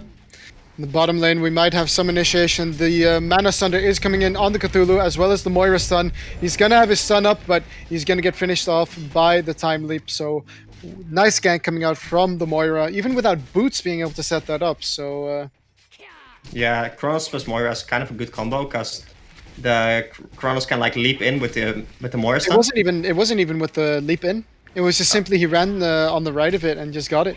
The Mana Sunder first, and then afterwards he got the stun off. Well played by them then. I guess good positioning by the Moira. Yeah. And mid lane, we might have some initiation, as right now Magnus is coming over. Overgrowth on top of the Pebbles. But why is he trying to ulti as the combo comes out from Jim Carreyrou? Power throw going to finish off the Magnus. But it was definitely a good kill nonetheless, and definitely worth it for them. Yeah, Emerald Warden not having silence is also it's what comes back to this, right? Like the W really the Hunters command, the wolves, they're really not that strong anymore, I feel. Yeah, definitely. And he picked up. This is just a pet peeve of mine, which is that I don't like supports buying the Grave Locket before boots. Well, definitely not. And they did that on both sports, by the way. Yeah, mobility is key, is something you might hear me saying a lot, but it's definitely true. It's also why a lot more players are opting for Ghost Marchers nowadays over Wind Whistle. Yeah, Wind Whistle as well. When Dutch plays any carry, he just buys a Wind Whistle. Hey, 15 extra movement speed for basically free. Sign me up, man. But what I'm also seeing is that their entire jungle from the Hellborn side, from Leech side, is getting stacked. I'm curious whether or not the Magnus Defiler, can farm it though. yeah, Defiler or the Kronos, as was gonna say, is gonna probably choose to farm that, but Magnus could also choose to farm it. Yeah, the one thing I will say is that as long as he has the ruined cleaver, Kronos is going to farm fast. But the moment that Sandwraith gets the hyper crown, then Sandwraith farms faster. Yeah, I think so as well. Because the And- hyper crown allows you to push out waves, as you might have seen Dutch do very often. Yeah. He just clicks it on a creep wave, and then you're able to split push without actually having anything there, without using anything but the hyper crown buff. It's usually enough to just clear one wave, yeah. Yeah, so with a Sandwraith, especially, the moment you get a Geometer's Bane, as well as the Arclight Crown, and you have your Sandstalkers, well, let me tell you, you can split push a wave 3 times. And by the time the first ability is off cooldown, you will have the last ability again. Or, you know what I mean. Basically, you can do that for the top lane. entirety of the game. Top lane, we do have initiation onto the Magnus. But Magnus manages to Hasted stun Defiler. out. There's a hasted Defiler coming in right here. But that burst coming out from the chipper right there is going to make him second guess himself. And Legion have used a lot of ports for very Not little really right getting- now. Yeah. I would like at this moment for one of them to just port bottom and get that entire wave there because the Kronos ported. Yeah, but Hellborn have a Pebbles PK now coming in the Oh, courier. never So mind. then they might want to take this fight anyways. Cthulhuphon is smoked up. He doesn't have anything but red boots, but there's a combo coming in onto the Emerald Warden. Insta-kill on him. And then you have Cthulhu now with his smoke popped. He's just going to run in straight to them, and Legion team is forced to back off. And Sandwraith this entire time, he decided to port mid. I would have liked him to port bottom as well, because, you know, he can always port in with his ultimate. Yeah, but that's definitely a good choice by him, just to port anywhere and start farming, because he has the ultimate. Yeah, he might be in some trouble if he sticks around too long in the mid lane, as Kronos is running over with that cleaver, but he's going to be... Sandwraith, funny enough, is Just fine. actually a lot about micro, or semi-micro. Like, you want to send your illusions with a click, as in then they attack whatever they can, to as many places as possible, because it gives like a lot of map control, because you're pushing out waves, and the enemy needs to respond to that. Yeah, mid lane, we do have a combo coming in from the Pebbles, and it's going to be an easy kill onto the Magnus right there. And this is what I was saying. Pebbles PK is going to give so much space to the Sandwraith right here. And I don't know, Sandwraith, he didn't max his W. He maxed his E instead. What do you think of that? I personally, if you like, the way I always look at it is, if you go Ghost Marchers, maxing your E is fine. Because I like Ghost Marchers Sandwraith personally. If you go Steam Boots, then I would definitely say max your W. Because the illusions also start dealing more damage per level and taking less damage. And especially when you're tower diving and stuff, having your illusions tank the tower hits is really powerful. Yeah, definitely. And the illusions, I feel does the cooldown also reduce? No, or No. yes? No, it doesn't. But I mean, I think either way is fine. But really, the E is just an upgrade to your attack speed, and it's only 15 attack speed per level. Yeah, it's really not that great. Yeah, it's It a is pretty big good, but- investment in levels. Yeah. Like stats might also be better just to make yourself tankier, but probably not. Yeah, like Kronos has his cleaver now, but because the Kronos has the cleaver, this just means that the Defiler has less space to farm. And Defiler having 1k HP, like combo from Pebbles and like a Sandwraith on top, and Defiler's just gonna die, no matter what he has, right? Yeah, I would like Sandwraith to be maybe a bit more active in using that ultimate because they can get so much map control just by ulting once in a while Oh, they're for setting up vision. kill. Yeah, they are setting up a kill. They're gonna find a ward of sight, so they might be thwarted in this attempt right here. And they actually rotated Cthulhu over into the top lane, which is a But good there are 4 move people because here from the yeah, Legion side. Magnus might be in some trouble, but Legion is running over. Ward of Sight being placed by the Moira. They're going to find the bubble, the Magnus. He's going to get comboed in by the Pebbles, but Kronos is here. He's going to get a 2-man ultimate, and Pebbles in a lot of trouble right here. They did sort of stack stuns, but Pebbles is still going to fall. Defiler's here as well. Chipper is going to fall, and Luna is also going to fall. So good rotations from the Legion team. This is where Yeah. Sandwraith should have ultied, just to give them more information about what's happening, right? Yeah, and if you like Sandwraith ultimate right before you go in, the enemy usually Is more reluctant to counter initiate. Yeah, they start panicking most of the time, right? The supports instantly think like, oh fuck, I'm gonna die. And they usually like go back a little bit or run towards safety or anything like that. Which means which means that they are less likely to go in and do those counter initiations. Anyway, there's a DD rune in the top lane and actually triple ancients for the Legion side. So Yeah. I feel like Kronos. Oh, that's your Sandwraith ultimate. Oh yeah, Sandwraith ultimate being used in the bottom lane. They got the jump from the Chronos, so now it's Sandwraith just chasing down the Chronos right here. Power throw is going to be enough to get the kill right there. And yeah, that's the power of the Sandwraith ulti. Yeah, I guess that's worth it for them, but it might have also just been a misplay for Chronos to be that far up. Kronos used his leap, and the Sandwraith jumped instantly after, which is like what we theorized early on would happen. And Kronos also going for the Whispering Helm. I just don't like it. What would you prefer, though? Geobane. Geobane, and then just have his illusions attack. But Geobane is less powerful because he didn't go for lightning. Is my 2 cents. We have initiation on Defiler, and he just gets insta-killed right there by the Pebbles. I mean, it's still powerful against a lot of their stuff, I feel. And otherwise, just maybe get a Shrunken at this point, because they only have magic damage. I don't know. Yeah, definitely, but I think he needs a lot of items. He definitely needs more mobility, and this is actually one of the games where he should have gone for something like that Wind Whistle. Right? Yes and no. I mean, if you have the Refreshing Ornament and you have a Cleaver, you generally have more than enough lifesteal to comfortably farm almost any camp. Maybe not triple stack Ancients, but you can just farm triple stack Ancients and then go back, right? Yeah. And if you have that, if you have Geobane, you can always farm triple Ancients just because you use your illusions to tank a bit. Yeah, I still agree more with a Arclight or the Hyper Crown over the Cleaver, but Cleaver does let him farm these Ancients a bit better, but his attack speed is just really limited right now. Mm-hmm. And Defiler's stealing a creep there. I'm impressed, by the way, by the Defiler. He has actually managed to go up to 390 gold per minute, and he's the reason that they're still in this game. Magnus is getting close to the portal key, but he also opted for Striders. Ooh, Shrunken probably being built on the Defiler. Yeah, definitely very strong. I would have liked an Arcane Bomb on one of the heroes as well, versus that Sandwraith. Yeah. The Sandwraith actually gets countered a lot. I feel like the illusions from, the spirits from Defiler also put some work on the Sandwraith illusions, though, right? I mean, they have the single target. That's the main issue. But other than that, you're right. They will do a lot of damage to Sandwraith because usually it's very difficult to see which one's the real one. But if you can just right-click the correct one and then hope that all your spirits are going to do enough damage, then Sandwraith might even fall. He's only got 6.5 armor right now.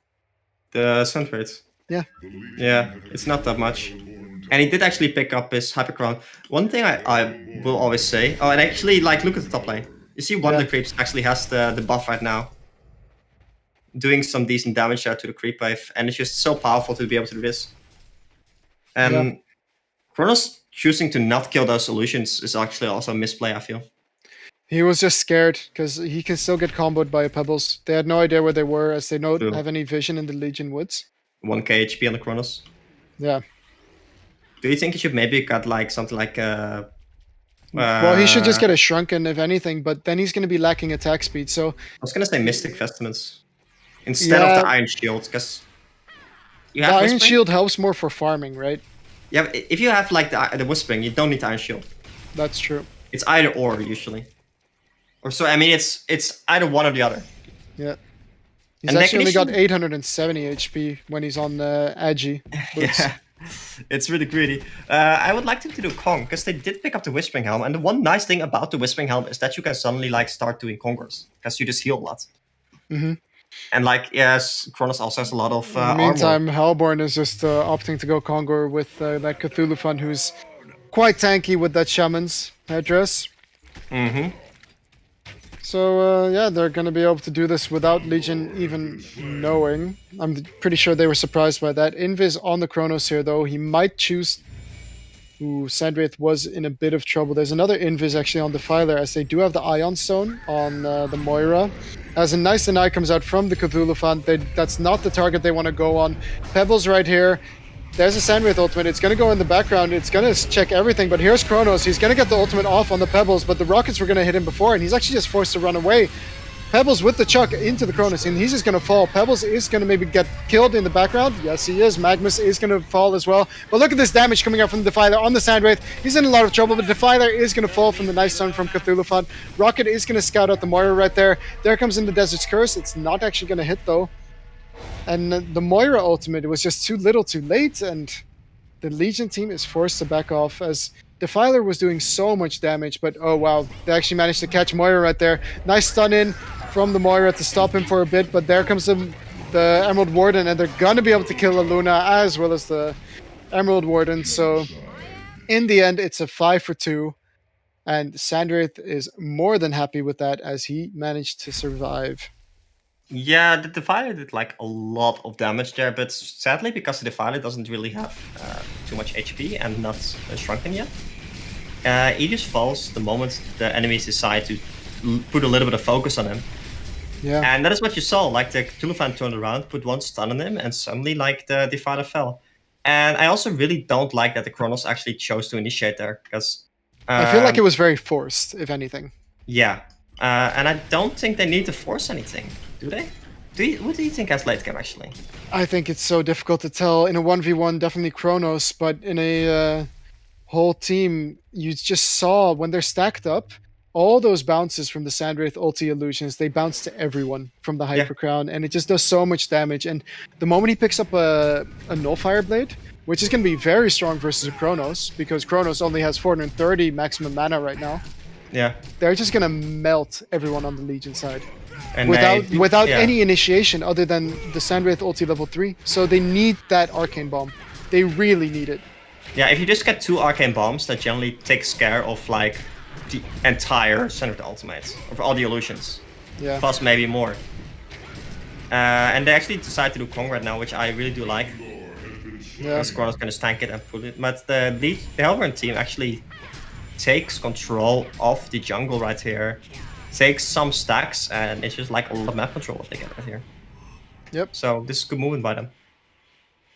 Hellborn Oh. also quite comfortable with that Sandwraith ulti to probably leave it to go late game, because it's going to be dependent on who finds who.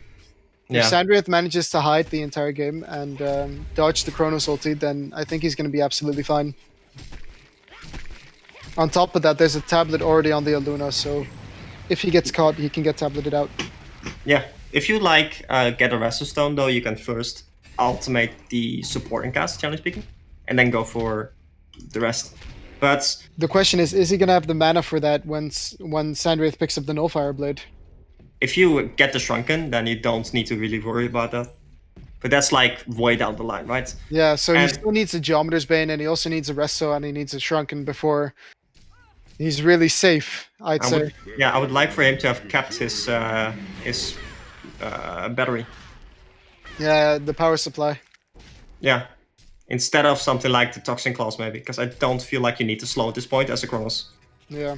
And they're all gathered up on the Legion. You notice just that they're playing a bit scared.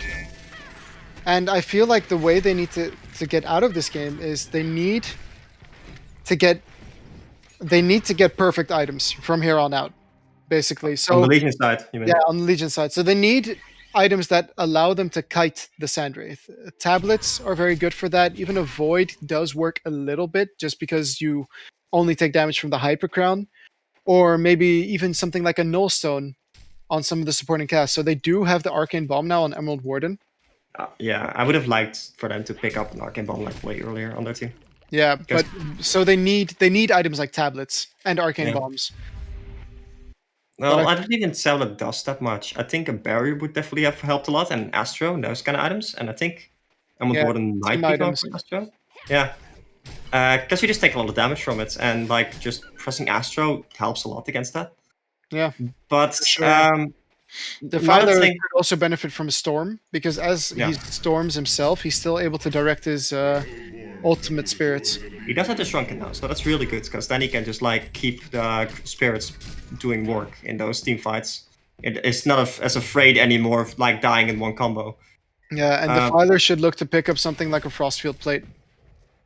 I honestly think Defiler just needs to get a little bit more tanky.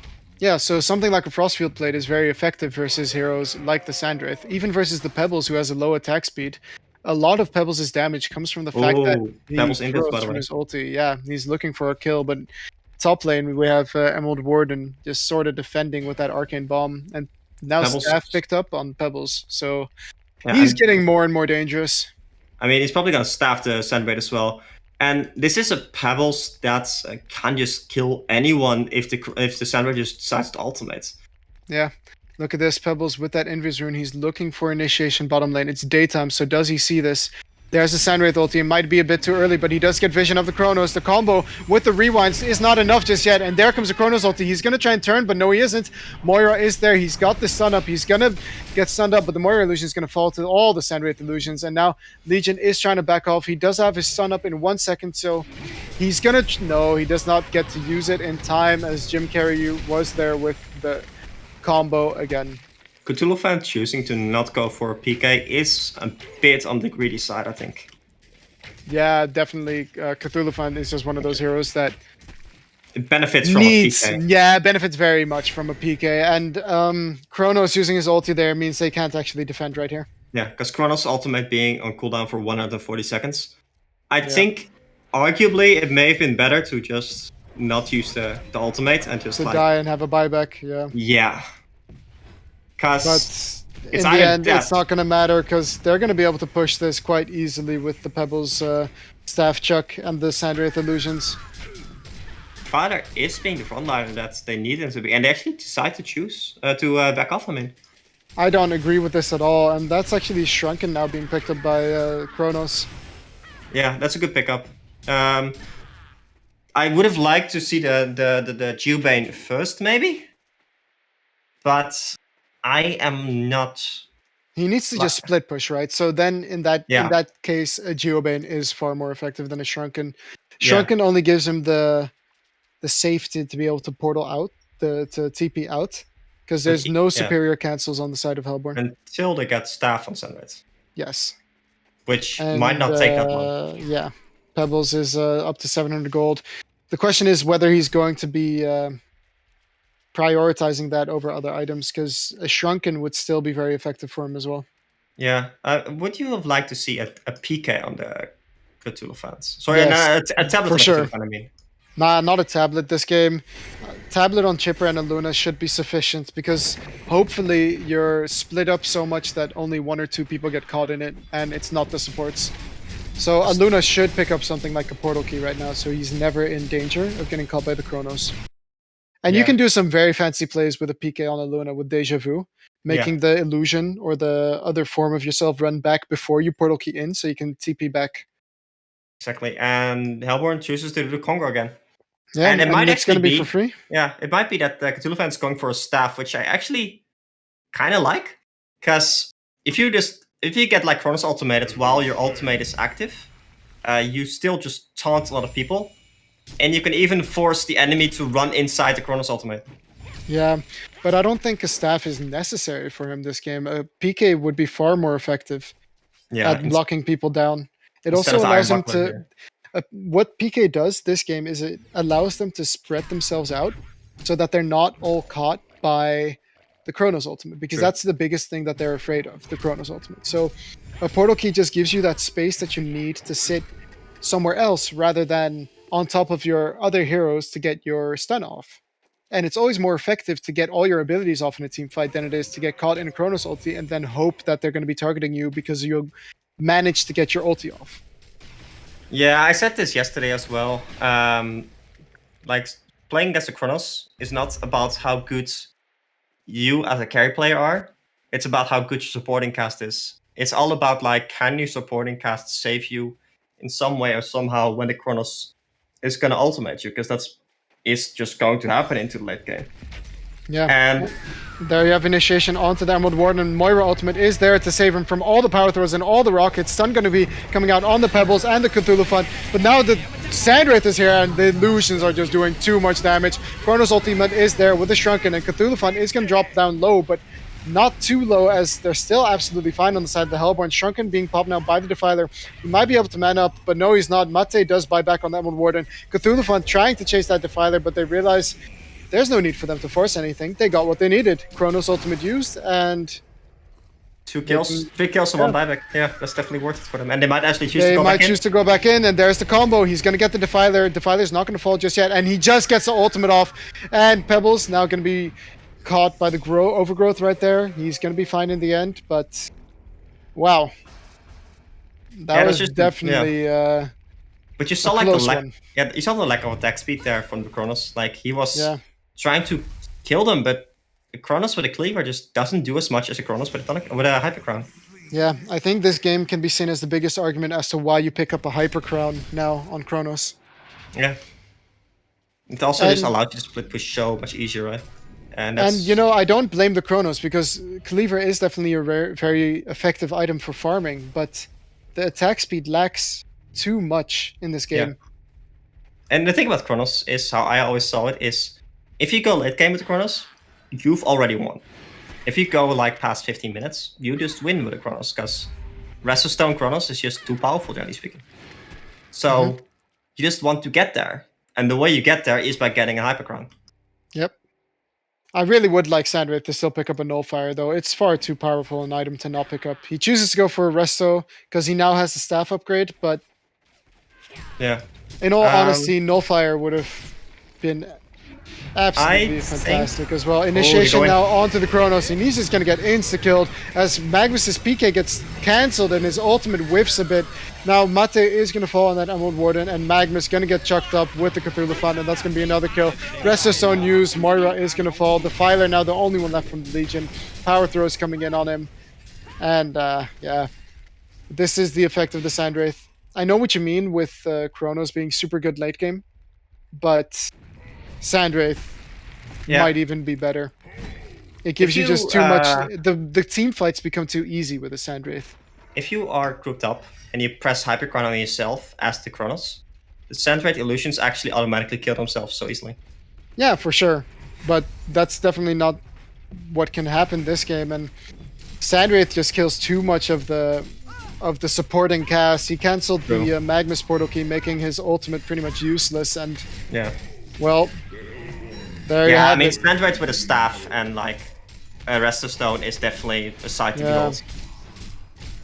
And I mean, they're absolutely free to push this right now. Arcane Bomb is being used. Cthulhu Fund is going to get stunned up and Overgrowth, but he's just standing there tanking absolutely everything.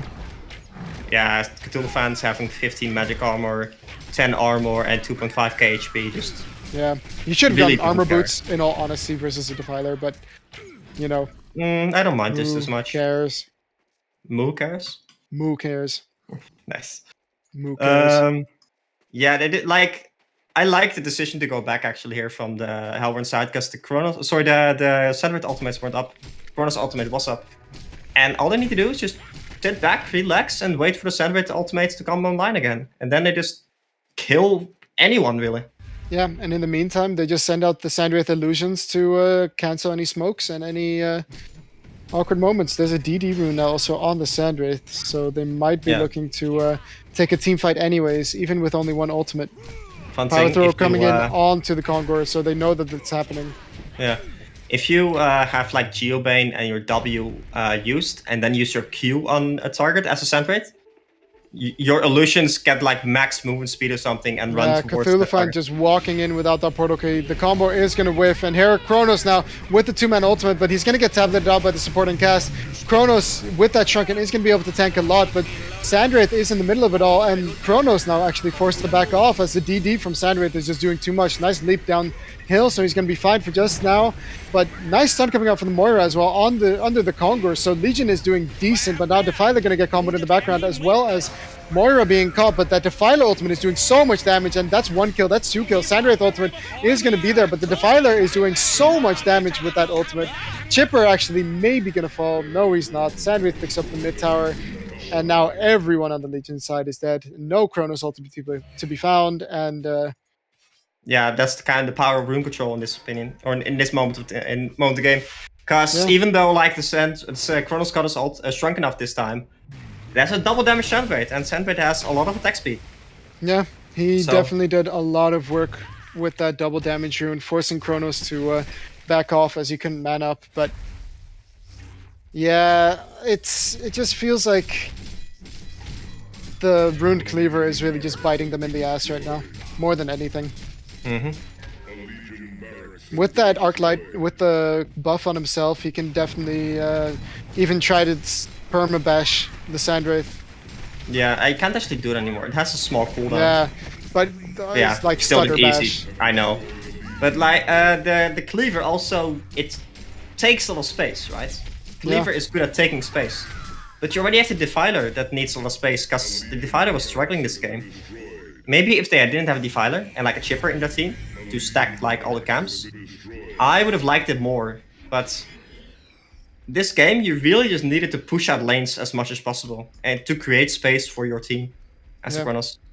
And that he was caught in a dangerous position in the bottom lane multiple times because he doesn't have a Geometer's Bane to push that last part of the lane. Yeah. And now And they're in even more trouble right now as 2 lanes of racks have been completely cleared. Yeah, and the Sandwraiths or the Hellborn team is just waiting until the ultimate's up again, which is smart by them. No need to force anything. They got 5k gold saved up on the Sandwraith. You could probably just right click and PK, a Wingbow very soon, and Pebbles find someone. Yeah, Pebbles, let's find the Magnus right here. He's going to be fine for now as that tablet is going to come in and save him. But Sandwraith could just choose to ulti, but that regen rune from Magnus is doing a lot of work. Moira illusion. Oh, no. Kronos jumped into the Moira ultimate, and now Kronos forced to pop that Shrunken. He's trying his best to man up on Cthulhu, but Cthulhu Sandwraith is way might too just jump tanky. in. There's another initiation onto the Emerald Warden. He's going to get stunned up on the Pebbles. Power Throw is coming in. big Emerald Warden's not ultimate. going to do a big ultimate, though, from the Kronos. Indeed, Chipper caught in that background. Sandwraith ultimate used, but that was it. And Sandwraith is cleaning up in the background as he gets a hat trick. He's on a bloodbath. Bunny Lover right now. Wow. Bunny Lover kill sealing the Kronos right there. And yeah, Kronos kill, and yeah. Wingbow being picked up on the Sandwraith just does so much there because all the illusions just stack up and they don't block each other anymore. Yeah, I mean, that's just... What a game. This is like the perfect Sandwraith game. 13-0-15. Unfortunately, he was not able to get an Annihilation or that Immortal, but Yeah, it's team KSing him, man. I feel the Sandwraith. It Yeah. happens to me all the time as well. I get it. You don't want your pesky teammates to get any farm at all. You're the most important player on the team, etc., I'm important. etc., I am important. etc., I am number But Me for them. ladies and gentlemen, after a very balanced game, after the early game, we got this very one-sided game as facing a Sandwraith is never a pleasant experience, especially one with the farm that he had, with the space that was created by the Pebbles portal key, with the Cthulhu font who was just running around being a tanky nuisance. Yeah, the Sandwraith is very, very good when you are the one that's being proactive. The thing that Sandwraith struggles against is proactive plays against him. Like, Sandwraith doesn't really want to use his ultimate reactively. He doesn't really want to use his ultimate to escape and stuff. And he is usually very squishy and very easy to kill to some extent. But the Legion team just didn't really have the tools to put pressure on the Sandwraith because the Pebbles was having such a good time. He got an early PK and he just kind of steamrolled from there. So even though the Kronos did have good farm, because the Sandwraith puts you under so much pressure, you just kind of lose. Yep. And definitely had some good ultis there, but I mean, his attack speed was lacking way too much. It was he had an atrocious attack speed, even with an agi gain of 2.8 and steam boots. It felt like he attacked very slowly. Yeah, definitely felt that way. But that's also because you're used to two Chronos having like 2 attacks per second, right? Yeah, something like that. But that was the last game of the day. They were all best of 1 series, so looking forward to see what's going to happen tomorrow as Cycle 7 continues. In the first match, we've got not Team Tim facing off versus Big Ego Crew, and then we've got Polymorph facing off against Donkey Kong for a little bit of a rematch. So guys, I hope you enjoyed watching, and good night.